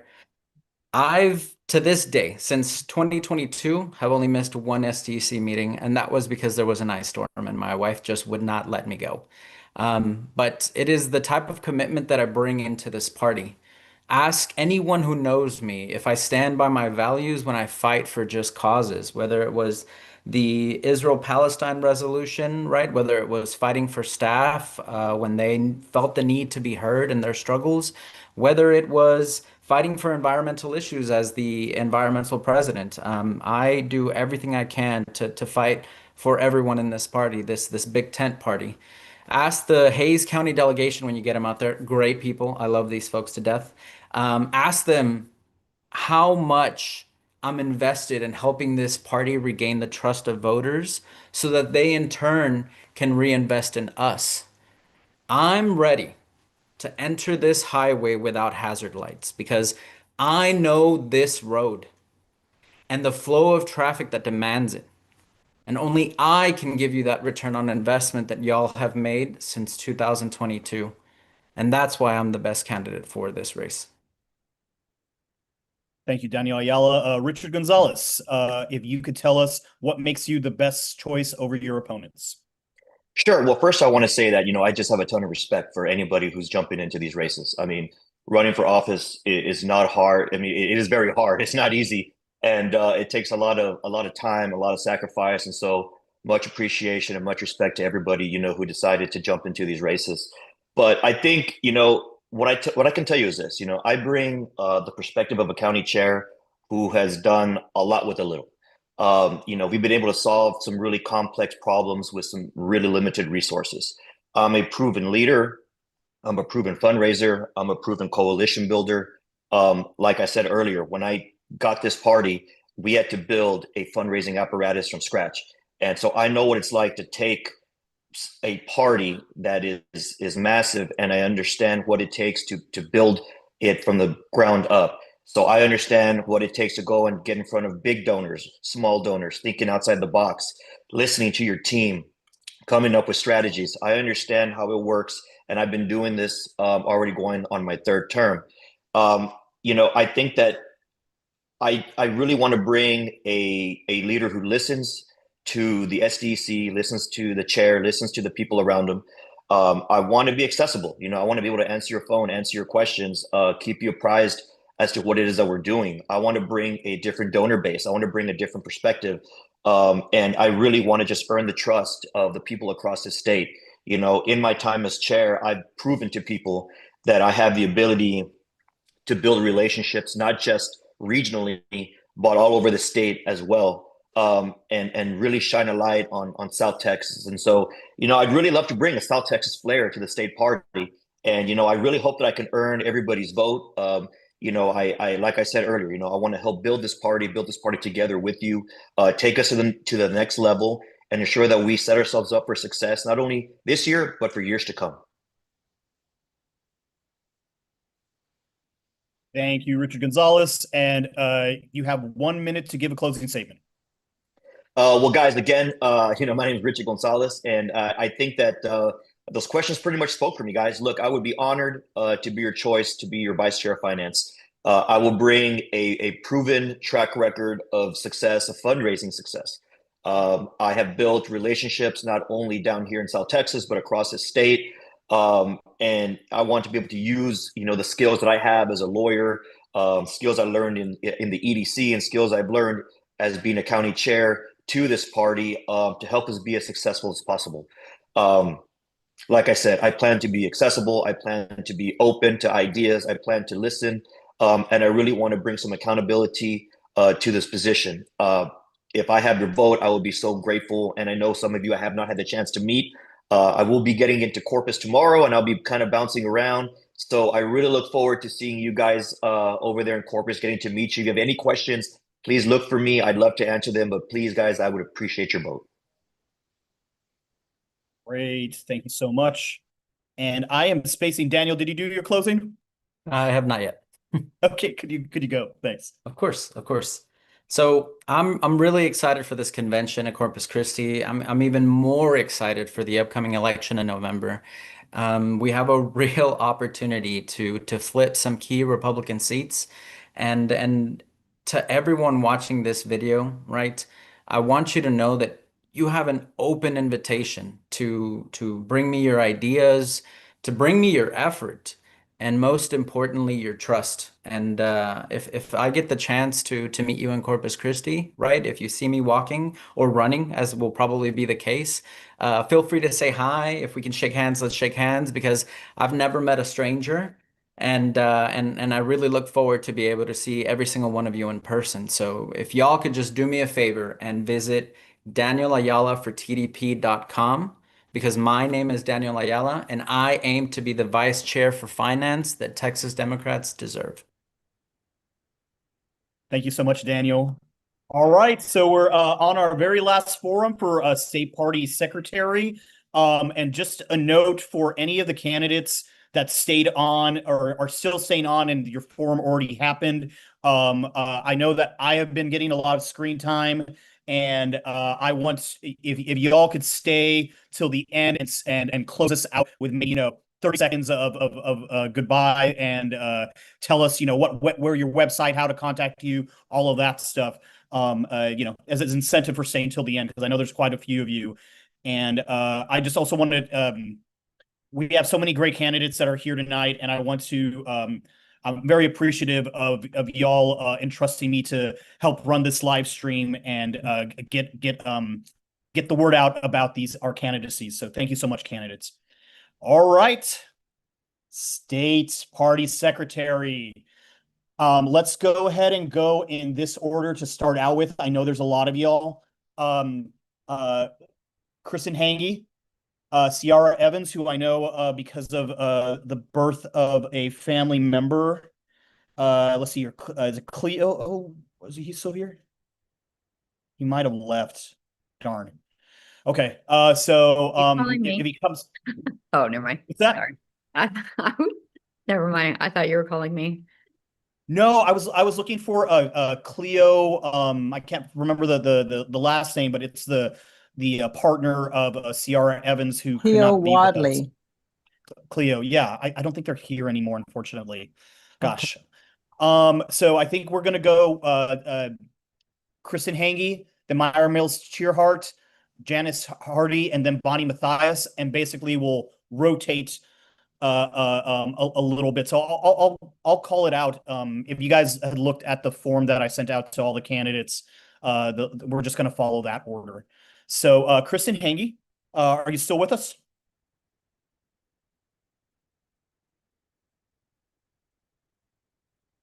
Kristen. I am here, but I need like 3 minutes, just so I can talk effectively.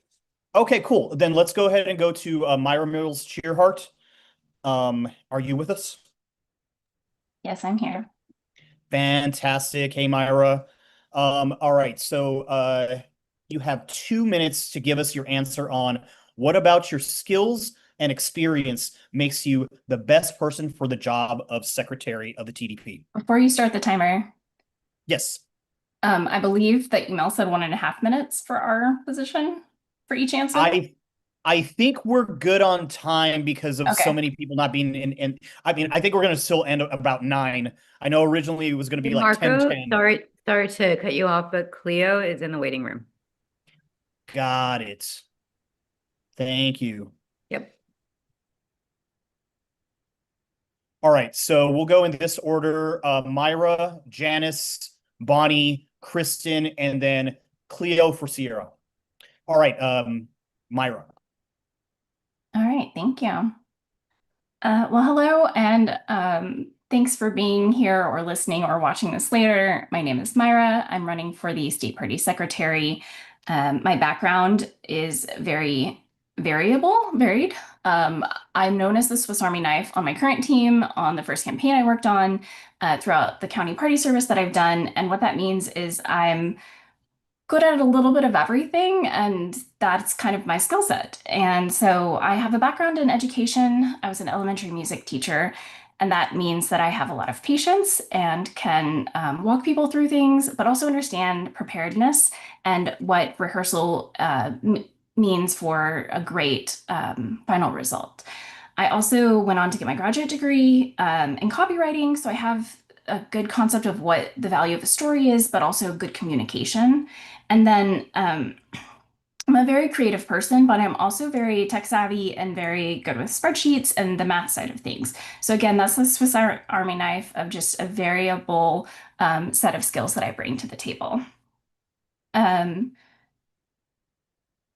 Yeah, I also built a website, not just for me, but for my county party a long time ago, for another county in Texas, for this race. I have a habit of putting information in places that I find to be most useful. And so I'm hoping that I can continue to do that sort of work where I've built a tool because there's been a need. So I would say one of my best skill sets is asking really good questions to make sure that we get a good answer, and then finding a problem before it becomes a problem and fixing it and making it something that is usable so that I can create it and walk away.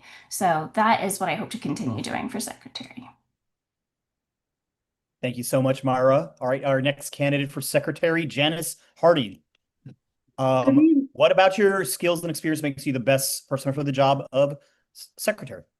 Yes, good evening, everyone, and I appreciate your time. So I came with a background from the corporate sector, where I worked as a manager and a project coordinator with AT&T and Johnson & Johnson. Those skill sets are transferable to the position that I'm applying for today. I have strong interpersonal skills, confidence working with senior management, the ability to build effective relationships and work across diverse business and political areas. I have effective planning and coordination skills, proven ability to prioritize, manage large workload actions, and tasks.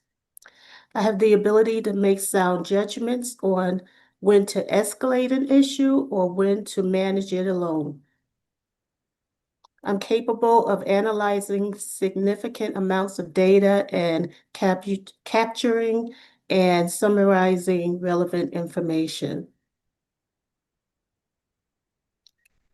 I have the ability to articulate effectively and verbally written and prepare presentations.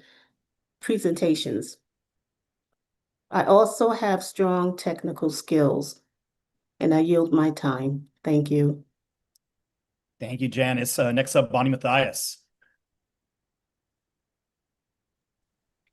Thank you so much. Good evening to everyone. My skills are varied. I was a job steward and a chief steward with CWA Local 6215. This required my note-taking skills to be perfect. At one time, I was involved in a arbitration, and the court reporter would actually call me in the evenings and ask me for clarification on certain items. It's very important to me that Labor and the Democratic Party on is as strong as ever. We have to continue on this journey together for success in November. There is no time for divisiveness. We are stronger together. Lee Forbes made the decision to not run for another term, and she asked me if I would be interested in running for the job. I attended the SDEC meeting in November to kind of get a feel of the organization and the duties. I knew about the general gist because I've been around Kendall for quite some time as the voter protection director for the Dallas County Democratic Party for 5 years. I worked strictly with elections. I had 4 with the 8th largest county in the country. And it takes a lot of finesse to work with all of the different judges and the wonderful county commissioners and their staffs. But I've found effective ways of dealing with everyone. And I yield my time. Thank you. Thank you, Bonnie. All right. Let me repeat the question for Kristen is, oh gosh, I lost my questions. What about your skills and experience makes you the best person for the job of secretary? Kristen.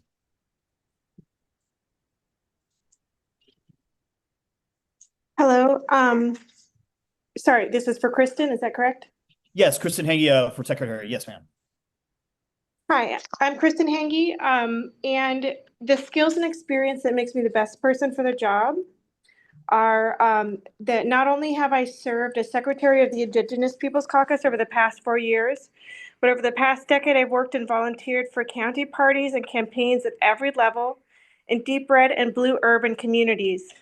In my professional background, with a Bachelor's of Science in Chemistry and Geology, I was trained to maintain accurate data and meticulous note-taking. I've worked for the Department of the Interior in Resource Management Division as a park ranger, recording data and records on trees and water. When I moved to Texas, I found community amongst fellow Democrats and organized events, recruited and trained volunteers, and have done the hard grassroots work that gives me a grounded view of what precinct chairs, county chairs, volunteers, and candidates need from the state party.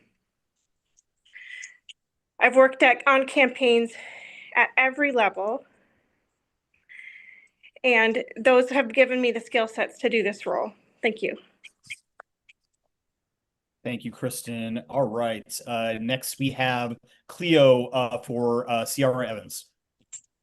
Hey, good evening, everyone. Thank you all for this opportunity to speak today. I'm the campaign manager for Ciara Evans and also her husband. So she isn't able to attend tonight because her sister had a baby, and I'm standing in her place as proxy tonight.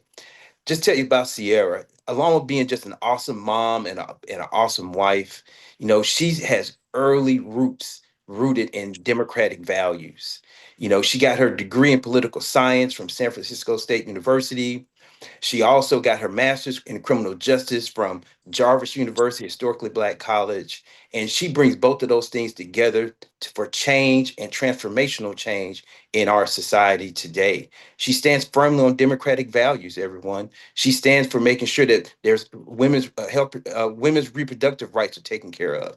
She stands for making sure that voting rights are protected. She stands for making sure there's diversity, equity, and inclusion inside of our society. She stands firmly for that with a big voice.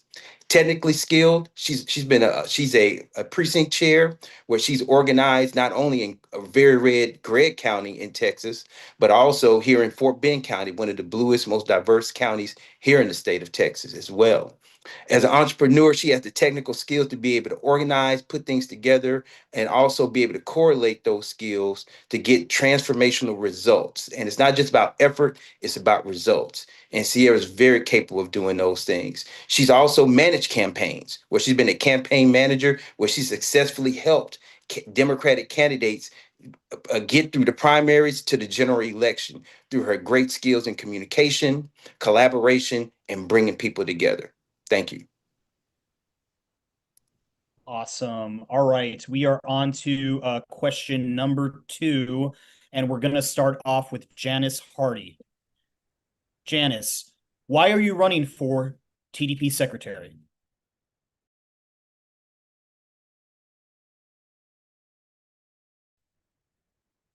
I am running because I have a strong belief in the Democratic Party.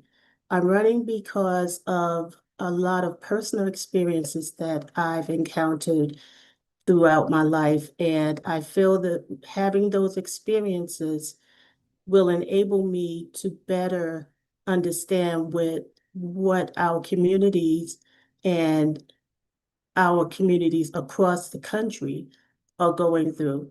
We have affordability crisis, we have buying grocery crisis. We have we have a gasoline crisis. So I believe as the secretary of the Texas Democratic Party, my job is not just an administrative role, but I must be able to be the face for the Democratic Party whenever and wherever I go. And I truly believe in the party and what the party stands for. And I also want to say that I think there are some terrific women running for the role as secretary. Everyone that I've heard myself have a strong skill set. And so I don't think we can lose with anybody, whatever candidate is chosen. So that's just what I wanted to say. I thank you for your time. Thank you, Janice. All right. Bonnie Matthias, why are you running for TDP secretary? Oh, you're on mute, Bonnie. Got it. Sorry. You're I'm good. trying to do 2 things at the same time. My vast experience as a community organizer and a labor leader gives me a unique perspective into the working families of Texas. I serve on the executive board of the Texas AFL-CIO, also the newly formed North Texas Area Labor Federation, and the interim chair for the Dallas Assembly. These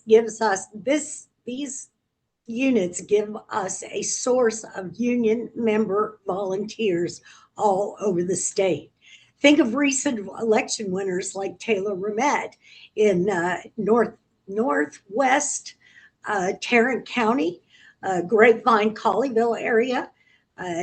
Taylor is now the senator for SD9.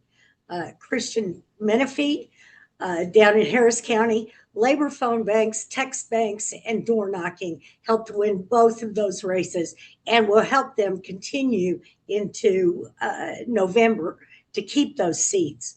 I'm a longstanding member of Texas Alliance for Retired Americans, which is another amazing source of volunteers who text bank and phone bank. They don't do a lot of door knocking, but boy, those folks can text bank and phone bank.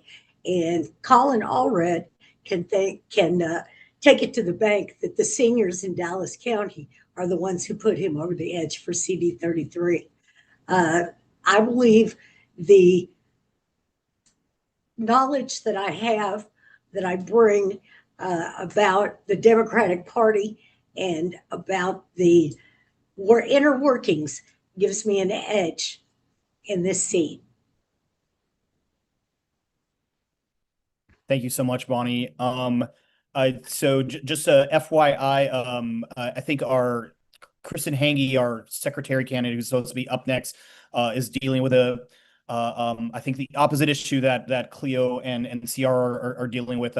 She unfortunately is dealing with the death of a pet, a loved one, and she's at the veterinarian right now. So if you could, send her some love. But we'll call on her, and if she's not available, we'll go to the next person. But Kristen, are you available? Or if not, that's fine. We can go to the next person, and we can get to your question later. I'm still waiting for my pet to enter the room so I can speak now, but if I drop off quickly, just understand that is why. Understood. Thank you so much for being with us at this hard time. Why are you running for TDP secretary, Kristen? I'm running for the secretary of the Texas Democratic Party because this journey really started with the Indigenous Peoples Caucus, where I wanted to, it was made aware to me when I was on the platform committee that it was Indigenous peoples issues were missing. And so while I was on the platform committee, I wanted to correct that issue. And that was corrected back in 2022. And then at that same time, I became secretary of the Indigenous Peoples Caucus, and we worked together with people across Texas to add representation for the caucus to the executive committee, the State Democratic Executive Committee. But I can still see that there are issues with data on marginalized communities. There's only a small handful of communities where you can find that data in VAN. And so I think it's really important that we have better data so that we can more accurately organize to mobilize these marginalized communities. And I also think the other reason why I'm running is for data protection. I think it's also really important that we protect that information of these marginalized communities that have been historically targeted and excluded from the democratic process. One of the third reason I'm running is to offer my wide technical skill set. And I often, in each of the roles that I've had, working with county parties and campaigns, I often end up going above and beyond the role. But specifically, I'm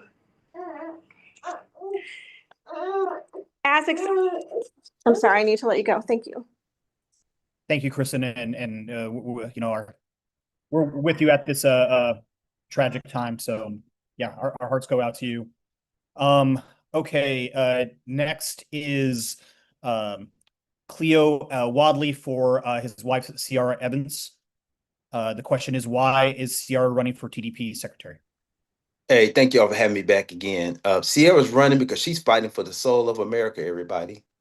We have a serious problem in our country right now where affordability is out of control. We have a situation where, I don't know about you, I go to the grocery store and buy 3 things and it's $100 almost, right?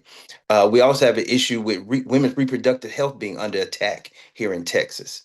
In schools right now, it is literally illegal for you to talk about Black history, Chicano history, any kind of history that makes the power base feel uncomfortable. We literally can't teach that in school. We can't talk about Ruby Bridges in schools.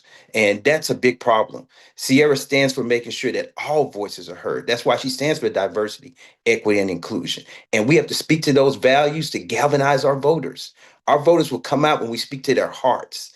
We got to speak to their hearts and their souls. And when we do that, they will come out. And that's what Ciara stands for. And she will do that unapologetically, without fear and courageous. She'll stand for those values that we know that makes America great. Not fear, not divisiveness, not tyranny and fascism, but those great American values that our greatest ancestors that laid the foundation that made this country great, coming together, all parties of Americans coming together to make this country great. That's why it became great, because of proud people still in the democratic values that we all on this call definitely believe in and know that needs to be in place. And she has the technical skills to make that happen. She knows how to successfully use AI tools to be able to make sure the voices of the marginalized get out. Social media. She's very adept at getting on the ground, boots on the ground, knocking on doors, talking to the people who may not be on social media, talking to the people who don't come to the forums and the political party events, people who are outside the bubble. She's not afraid of knocking on those doors of average everyday Americans and saying, hey, your voice will be heard. I can help you. I can help turn this thing around. And she's that person. And if we bring her to be the secretary, she'll make that change happen. Thank you. Thank you, Cleo, for Sierra Evans. Last, Myra Mills Cheerheart for the second question. Why are you running for TDP secretary? Yeah, great. Sorry. Thank you.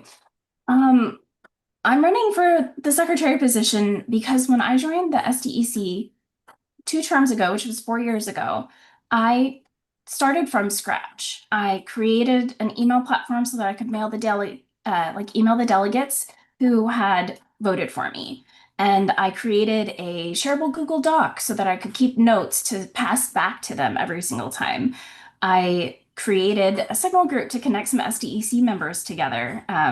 Like it or not, it's connected us together. I've done a lot of creating so that I could do the position I was elected to do. And I found I was filling more of that time than the actual going back to my community as an SDEC member and being involved. And it worked really well because you have a counterpart on the SDEC. So we had the behind the scenes person, and then we had the person who was in all of the club meetings, and we were a good team. And I think that's a really good thing to have. But I found that if I was building this, and there are 38 congressional districts, why? We should all be sharing something together. It shouldn't be work that's done once, not passed on. It's infrastructure building, and it needs to happen. And so I've been infrastructure building for a while, and I've just decided that this is what is most needed now. 4 years wasn't enough to do it all. We still have so much that's just scattered resources. And honestly, the reason I joined the SDEC 4 years ago was because I did the same thing in Tarrant. I built all of these resources, and I was like, surely 253 other counties in this state haven't also thought of this too, right? There's got to be more resources that we're sharing so that we're using our time effectively. So I'm running for the secretary role because the secretary role is, quote, the secretary shall have the duties and authority implied by such title. It is a very undefined role, and I think this is where we can lean in and build infrastructure for the SDEC, because if we're more organized as an executive committee, then our elected SDEC members can spend more time organizing back in their districts. Thank you, Myra. Thank you. All right, we're on to our third question. Bonnie Matthias, if you can unmute yourself. And the question is, what do you want to do differently than before? Well, I don't think that there's a lot you can do differently with the secretary seat. I know that I will be asking Lee for pointers. I intend to work very hard to keep the Democratic Party and the labor unions together and working together, sharing ideas, sharing things that we're doing in each other's neighborhoods, so we're not knocking on doors in the same place. I think it's very important that we've got to work together. It is absolutely imperative. I have worked really hard to trying to understand the data center boom. Our AFL-CIO convention was in Minneapolis, and our president has set a goal of organizing 2 million workers over the next 5 years. I know that we have an opportunity to organize communities around environmental issues from the data center boom by demanding better builder programs, environmental and electricity usage agreements The union building trades are gaining thousands of good jobs. It is imperative that we find ways to work together to make that Texas for all. It's so important that we look at each one of these individually and figure out what is the best thing for that community. We cannot, moratoriums are not going to work. I would like to explore why China only has 500 data centers in the whole country, and we have that many in the state of Texas. So let's figure out what they're doing so that we can do better. Thank you so much, Bonnie. All right. I think Kristen's supposed to be next, but as if you were here earlier, she's dealing with the death of a pet and she's at the vet right now. So she's going to let us know when she's back if she's able to continue any of the other questions. So if we can go next to Cleo Wadley for CR Evans. And the question is, what would you do differently than before for the secretary position? Yeah, so Sierra believes that we have to do things differently. You know, we can't do what we've been doing because we're going to keep getting the same results. So she brings a fresh perspective. She has the voice of the youth as the regional director of the Texas Young Dems here. She has that connection to the youth, and bringing the youth voice in with those different perspectives will bring in fresh ideas, fresh energy, new blood into the party that's desperately needed. Being connected to those voices, knowing how they want to be communicated with, and beyond that, knowing how all other aspects and party members want to be communicated with, because every different group has their unique way that they want to be heard and they want to be communicated with. Well, Sierra's adept at doing that. She's done that as an entrepreneur, building up her small business. She's done it as a precinct chair. She's done it as a community organizer, where in Gregg County, she was able to make sure that there were candidates positioned to run at every unchallenged seat. In Gregg County, we had so many seats where no Democrat was running. Republicans were running totally unopposed. Well, when Sierra came to Gregg County, she changed that. She was able to mobilize and galvanize the youth. She's able to galvanize other disaffected members of the party who felt defeated and deflated, and got them out where we had fresh new candidates running for these seats that have been just where Republicans running just unopposed. And that's the power and ability that she has, and that's the kind of fresh energy that we need right now, and the fresh identity we need for this party to get us beyond where we are now. And she believes in embracing that and being transformative and breaking down those barriers where we'll be able to bring in all voices so all voices are heard and magnified for the best interest of our party and the best interest of our country. Thank you. Thank you so much. All right. Myra Mills, Cheerheart, what would you do differently than before? Yeah, so great question. Lee was a wonderful secretary. I reached out to her before deciding to file for this and had a great conversation. I think my vision for secretary is just different. What has happened in the past is great. The secretary should keep minutes. They're the record of meetings. This is how, since we don't have a historian, they basically serve as a historian as well. They are traditionally doing roll call, but I think the secretary position can fill in a little bit of what staff had been doing in the past. So we lost a lot of institutional knowledge when we had a lot of staff turnover. And I think if we can encompass more of that in the SDEC, then that will just make us a stronger organization moving forward. So a lot of the things that I would like to do are trainings. And as you know, I've already done some of the trainings. Before the last SDEC, I asked if I could do an orientation because I was all ready to go with it, and I partnered with staff to do it. I also would like to do some sort of hub. We get a lot of links often, and they're the short links and they're really convenient. But once a meeting happens, and that's in the past, it's hard to go back and find that information. So I want to do some sort of just easy to use hub for all of our SDEC members so that they can prep in advance of a meeting. I did a lot of prep meetings prior to things. So we would have meetings. Our youth caucus was very active with the SDEC, and we would have a meeting before a meeting just to look at the agenda to see what questions we had so that we could preemptively get those answered. And then we would show up to a meeting prepared with our questions, knowing who would ask them, knowing who would make motions. And that is how we made progress. So I would just lean in a little bit more to that, making it more official, offering it to anybody to come to these pre-meeting agenda question sessions. And then there's also so much of our work is done in committees. So I would like to take on some of that work of just making sure that committees are delivering on their charges, they're getting the resources that they need in order to have that conversation, and that all of our work is effectively getting done and back to the SD. Thank you so much, Myra. All right, Janice Hardy, if you could do the last one for doing the third question, I'm sorry. What do you want to do differently than before? Having never served as a secretary before, what I can do is summarize for you what I have done in the private sector. So again, my professional experience, it reigns over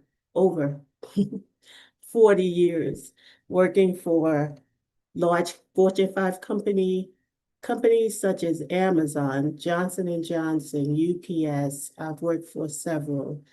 And I would also like to say I'm a mother of 2 sons. I'm a grandmother to 3 beautiful grandsons. I also would like to emphasize that I do have a very, very lengthy list of transferable skills that I can bring to the table as a secretary. And I believe that skill set would be very beneficial towards this position. I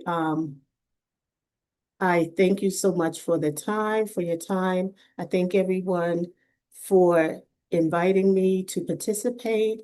I think you have, again, a wonderful list of people to choose from. And that's it. I yield. Thank you, Janice Hardy. All right. Again, Kristen Hange will let us know when she's available again. Cleo, you are going to go with our last question for Sierra Evans.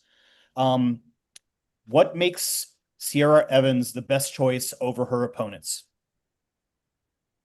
Well, it's no doubt that every candidate here is adorned with great technical skills, including Sierra. But you all, it's going to take more than that to be able to transform this party and take it in the direction it needs to go. And Sierra is that person. She has the tenacity, the will, the talent, and also she stands on the values loud and clear that we all know and believe in here in this party. The ones that transform America, the ones that makes America truly great. Those values she stands on, she believes in, and she's willing to fight for. She's willing to fight for every single one of you to make sure your voice is heard. And being an executive member of the party, being able to have that microphone, so to speak, that loudspeaker to get that message out and unify the party through that and add her voice to the chorus, her being able to do that with her passion, her integrity, her commitment to justice in our country, that's how we get things done. Because when the voters hear that, when our disaffected voters hear that, and bigger than that, when our people who've never voted before hear that kind of message getting out, that's when they come to the polls. And the only way we beat voter suppression is by overwhelming turnout. That's how we beat voter suppression. How do you get overwhelming turnout? You speak to the hearts and minds of the people. You got to do that by speaking to their values and what they stand for and what they believe in and what unites us all. And Sierra is the person that can do that. She has the technical skills. Everyone on this call does. We know that already, looking at her resume, looking at her history, what she's been able to do in red counties, blue counties, the skills she brings, without a doubt, that can happen. But the difference is leadership. the intangibles that can't be measured on a scale, that can't be put on a resume. She brings that to the table. And that's what's going to make the difference in how this position is run. We can't come at this position as it has been before, with just simply being a record keeper or historian. This has to be a position that's with a voice that creates space for our chair so the chair can do the important work that he or she needs to do.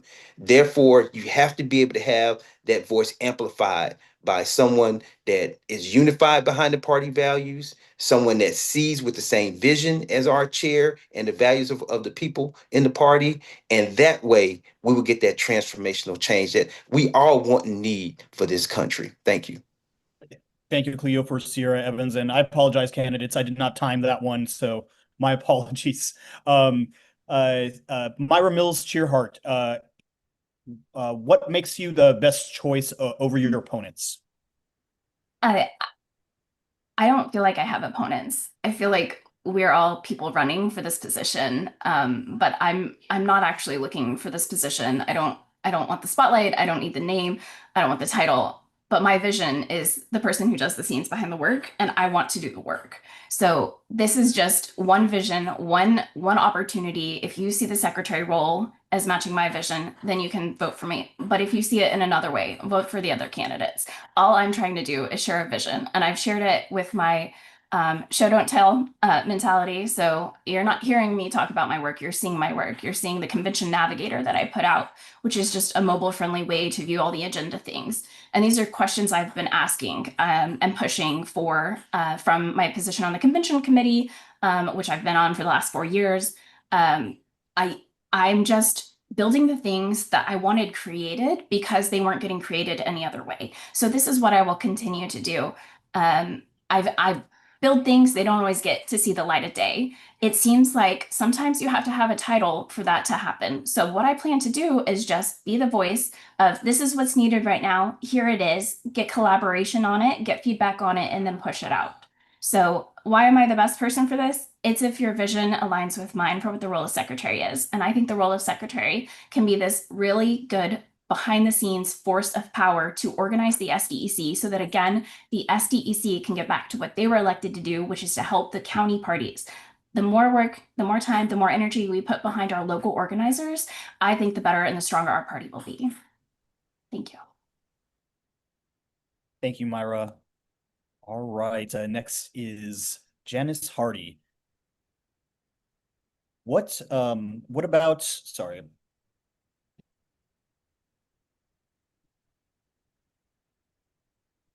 My apologies. What makes you the best choice over your opponents, Janice Hardy?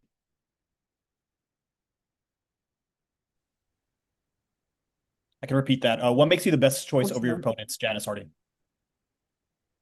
What makes me best? Again, I will say that it will be my technical skill set, my experience coming from the private sector. I would say just my skills at diplomacy, my ethical way of thinking, my creativity. I just bring a new way and a fresh look to the position. I plan to do that and also reach across to anyone else who's been in that position, in this particular position as secretary, to learn from them what worked while they were in this position. We try to incorporate that and bring that along because we don't want to lose what already works.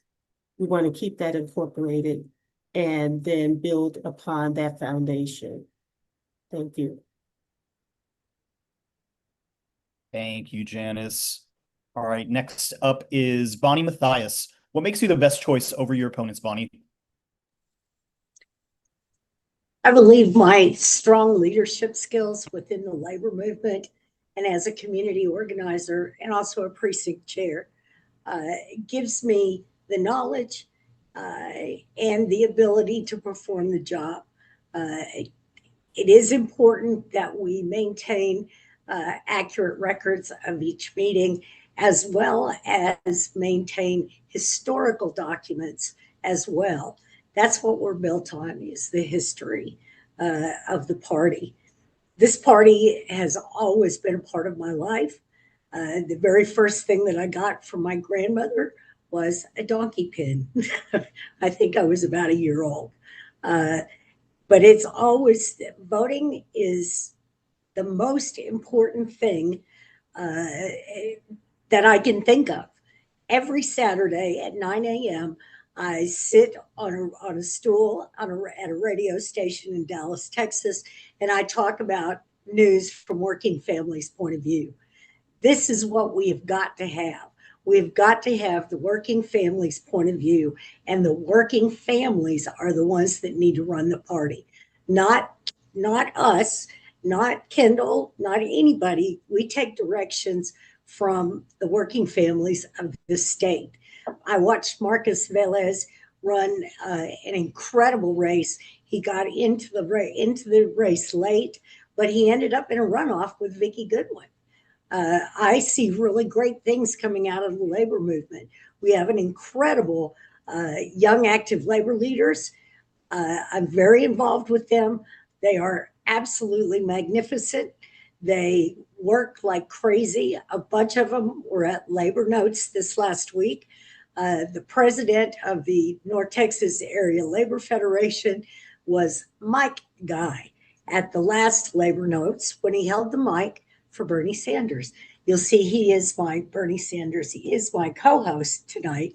He came with us from Dallas to Corpus, and if you look at my Facebook page, you'll see all the places we stopped. But I do believe I am the best person for this job. Thank you so much, Bonnie. All right. I think I'm checking my text to see if Kristen's back. I don't think she is. So we're going to go and go to, I actually do not recall, Cleo. I think you already did the question for who's let's see here. What makes CR the best choice over her opponents? That's correct. Yes, yeah, I answered that one. I can answer it again if you want me to, my man. No, that's fine. That's fine. Yeah, we did go with that. All right. So just a little note. We're at the very end of the forum. What we're going to do now is 1 minute closing statements for all secretary candidates. And then after that, we're going to play a little bit of waiting to see if Kristen can come back. And what we'll do is we'll do 30 seconds, all candidates who are still with us. Go ahead and tell us where, your website, where we can find you online, 30 seconds or less. And hopefully Kristen's able to come back and give the answers to, I think, questions 3 through 4 and her closing. And also, since I think I had so much screen time, Monique Alcala, my opponent in the state chair race, if you could start us off and also close us out when we leave, if that's okay, Monique. All right, let's see here. Let's go ahead and go with Cleo Wadley for Sierra Evans. If you could give our 1 minute final closing statement. Sure. Sierra stands for democratic values, everybody. And so much so that she's been endorsed by Lizzie Fletcher, Vicki Goodwin, who's running for lieutenant governor against Dan Patrick, Ron Reynolds, who helped bust a quorum, and also Dr. Suleiman Lalonde, who also busted a quorum. Those people stand for values. When they see voting rights being attacked, they stood up for that. And that's why they endorse Sierra, because we share those same values. She shares those same values that they do. And we know those are valued warriors of our party. Also, Sierra has the technical skills to be able to do it. As an entrepreneur, she's built a small business as a young woman. She's a mom. She manages me as her husband. So she's definitely capable of being able to manage and lead the technical skills of the party. Also, furthermore, she's a tireless advocate for the rights of all people. She's a great collaborator and bring all people together. Check out her website, sierraevans.com, if you want to know more information about her. Thank you so much, Cleo. Myra Mills, Cheerheart, closing. Thank you. Hmm. I am not a candidate in a good sense of like I'm a great speaker. That's not me. I'm a behind the scenes person. I'm running for this role so I can be that behind the scenes person. I can step into the spotlight whenever I need to and try not to as much as possible. You've seen my work, but you don't necessarily know it's me. While this meeting's been going on, I've been working on other things behind the scenes. And that's just what I'll continue to do, whether elected or not. I will keep doing this work. I might do it back for my county party, where Tarrant has seen a lot of the great things that I can do firsthand and can talk about that. But I'd also love to do it at the state party. So whether or not I'm chosen as the secretary, I'll still be doing this work. And I hope that you, as delegates and candidates, also do that as well. Find your place in this party and then keep chasing it and keep doing the great work. Thank you. Right. Thank you, Myra. Janice Hardy, 1 minute closing. Yes. As we look forward towards next November, we must remember that every one of us, from the county chair to the secretarial role, we all have a role to play, rather through block walking, phone banking, voter registration, posting postcard and letter writing campaigns, making financial contributions. The question before us is simple. If not you and me, then who will inspire our next generations to take up this torch and carry it forward? So I thank you for allowing me to introduce myself and to share a part of my journey. I look forward to continuing to serve our great party and working along each and every one of you to build a strong, more unified future. And I can't wait for the convention to start tomorrow. See you there. Thank you so much, Janice. Bonnie Mathias, closing.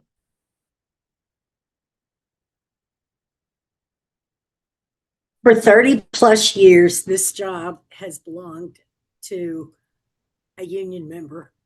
A representative from labor has been on the Texas Democratic Party Executive Board. It's important that we maintain the relationship between labor and the Democratic Party. Voting rights is one of the most important things on the menu, if you will. I have women's rights, reproductive rights are definitely on the in the forefront. I've told my nieces that if they come to Texas, when they cross the border, their reproductive organs now belong to the state of Texas. So I want that to change, and I'm here to work no matter what to make sure that Texas makes a change in November. Thank you, Bonnie. Kristen Hange, I don't think is available. She'll let us know if she is. And that concludes all the closing statements and all the forum portions. And now just to stall a little bit to see if Kristen will come back, we're all going to say a little bit of, about where you can find us in 30 seconds or less, and goodbye. Monique Alcala, can you start us off?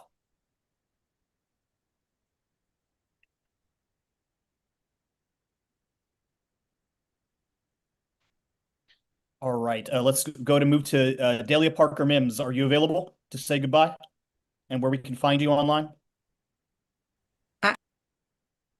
Marco, I'll speak for Delia. You can Okay, find great. her at votedelia.org, votedelia.org, and hopefully she says she will earn your vote or your support. That's votedelia.org. Thank you so much. And that was Delia Parker Mims for vice chair, and Sharon Berry was giving that information out.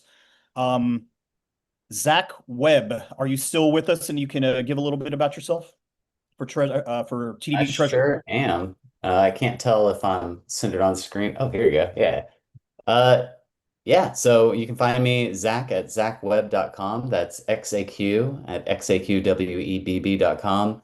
Thanks again for putting this on. Thanks everyone for watching on YouTube. It's been fun chatting with y'all. And thanks, Myra, for that convention guide. I hope to see you all at the convention. Thanks.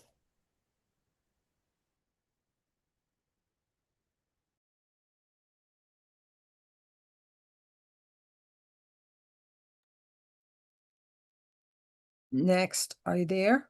It looks like Marco is frozen. It's frozen. Let's go to the Vice Chair for Finance Yeah. candidates. I see Daniel. Go ahead. Hello, everyone. If you could just visit my page, I worked real hard on it along with a lot of folks that worked on it, and I'd love to show it off as much as I can because it's hard work. And that is at Daniel Ayala for TDP.com. You can also find me on social media with the handle of Daniel Ayala Jr. TX, and that's on most major social media, not all, but most. And thank you so much. And just feel free to poke, say hi, send a message, and can't wait to see you guys at convention.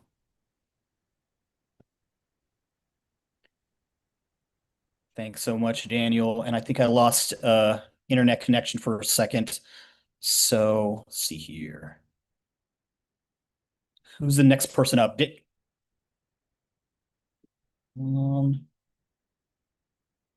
Miss Janice Hardy, would you like to say goodbye and where we can find you and more about you in 30 seconds or less? Yes, again, I thank everyone for this opportunity. I can be found on all forms of social media, Facebook by my name, Janice Hardy, Instagram, YouTube, and the new Unified app. And if you need to email me, my email again is Ms. Janice Hardy at gmail.com. Thank you. Thank you, Janice Hardy for secretary. Next, let's go with Sierra Evans for secretary, Cleo Wadley. First, Mark, I just want to thank you for organizing this, putting this together. I saw you on the Tejano call last night, man, and just like the way you represented their strong voice for the people. You can find Sierra at sierraevans.com. That's Sierra with a C, IERRA, Evans.com. And you can find her there and find out all the information you need to know why she'd be the best candidate for this position. And it's just great, everyone, that we live in a democracy where we can come together like this and talk politics and talk about our different perspectives and views and as our work to serve the people. And we have to understand right now our democracy is under attack right now. And so it takes all of us as a coalition to bind together to be able to fight the forces that's trying to break apart this beautiful democracy that's been built by many people over the last 200 years. Thank you, 250 as a matter of fact. Thank you, Cleo Wadley, for Sierra Evans for secretary. Myra Mills Cheerhart for secretary. Thank you. You can find my website at Myra, MYRA for FOR secretary.com. And if you put a /convention at the end of that, that will be the convention navigator, which you can use once you get there or prior to look at the agenda and explore everything. The ranked choice voting will happen Friday night at 9 p.m. starting at 9 p.m., closing at 11 a.m. on Saturday for our ballots. And it will be ranked choice voting. So feel free to put all of the secretary candidates in any ranked order that you see fit. And feel free to find me. I'm looking forward to meeting all of you in Corpus. Flag me down and tell me how you're feeling about convention and what we can do to make it better next time. Thank you. Thank you, Myra Mills Cheerhart for TDP secretary. Hi, I'm Marco Arantia. Thank you, candidates, for letting me be your host and for everyone standing up. Y'all are all very, very impressive. So I'm really, really blessed to be with y'all tonight. And thank you to our viewers on YouTube. Marco for y'all, MARCOFORYALL.com. Also, the number 4 would work. And if you could just marcoarantia.com, that works too. It'll all go to the same place. And please find more about me in my About Me section, the Issues section where I have extensive plans. And look forward to seeing you at my booth at convention. I'm going to have tons of swag and buttons and all that good stuff, T-shirts, you name it. I'll have it. So would love to have your support on my campaign, or if you'd like to help me with your caucuses, that'd be great. Yeah, and I'll go ahead and let Monique Alcala, if she's still here, close us out.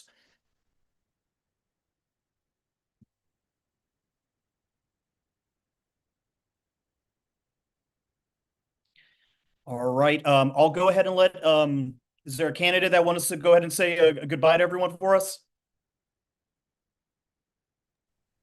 I'd like to thank everybody, Marco, because it takes courage and commitment. And what I've heard tonight, you all definitely have it and you've shown it. And we will be proud at whoever gets selected. I think you all are more than capable. And again, thank you all for stepping up and wanting to make a difference. I appreciate it. That was beautiful. Bye, everyone. Bye. Thank you, Marco.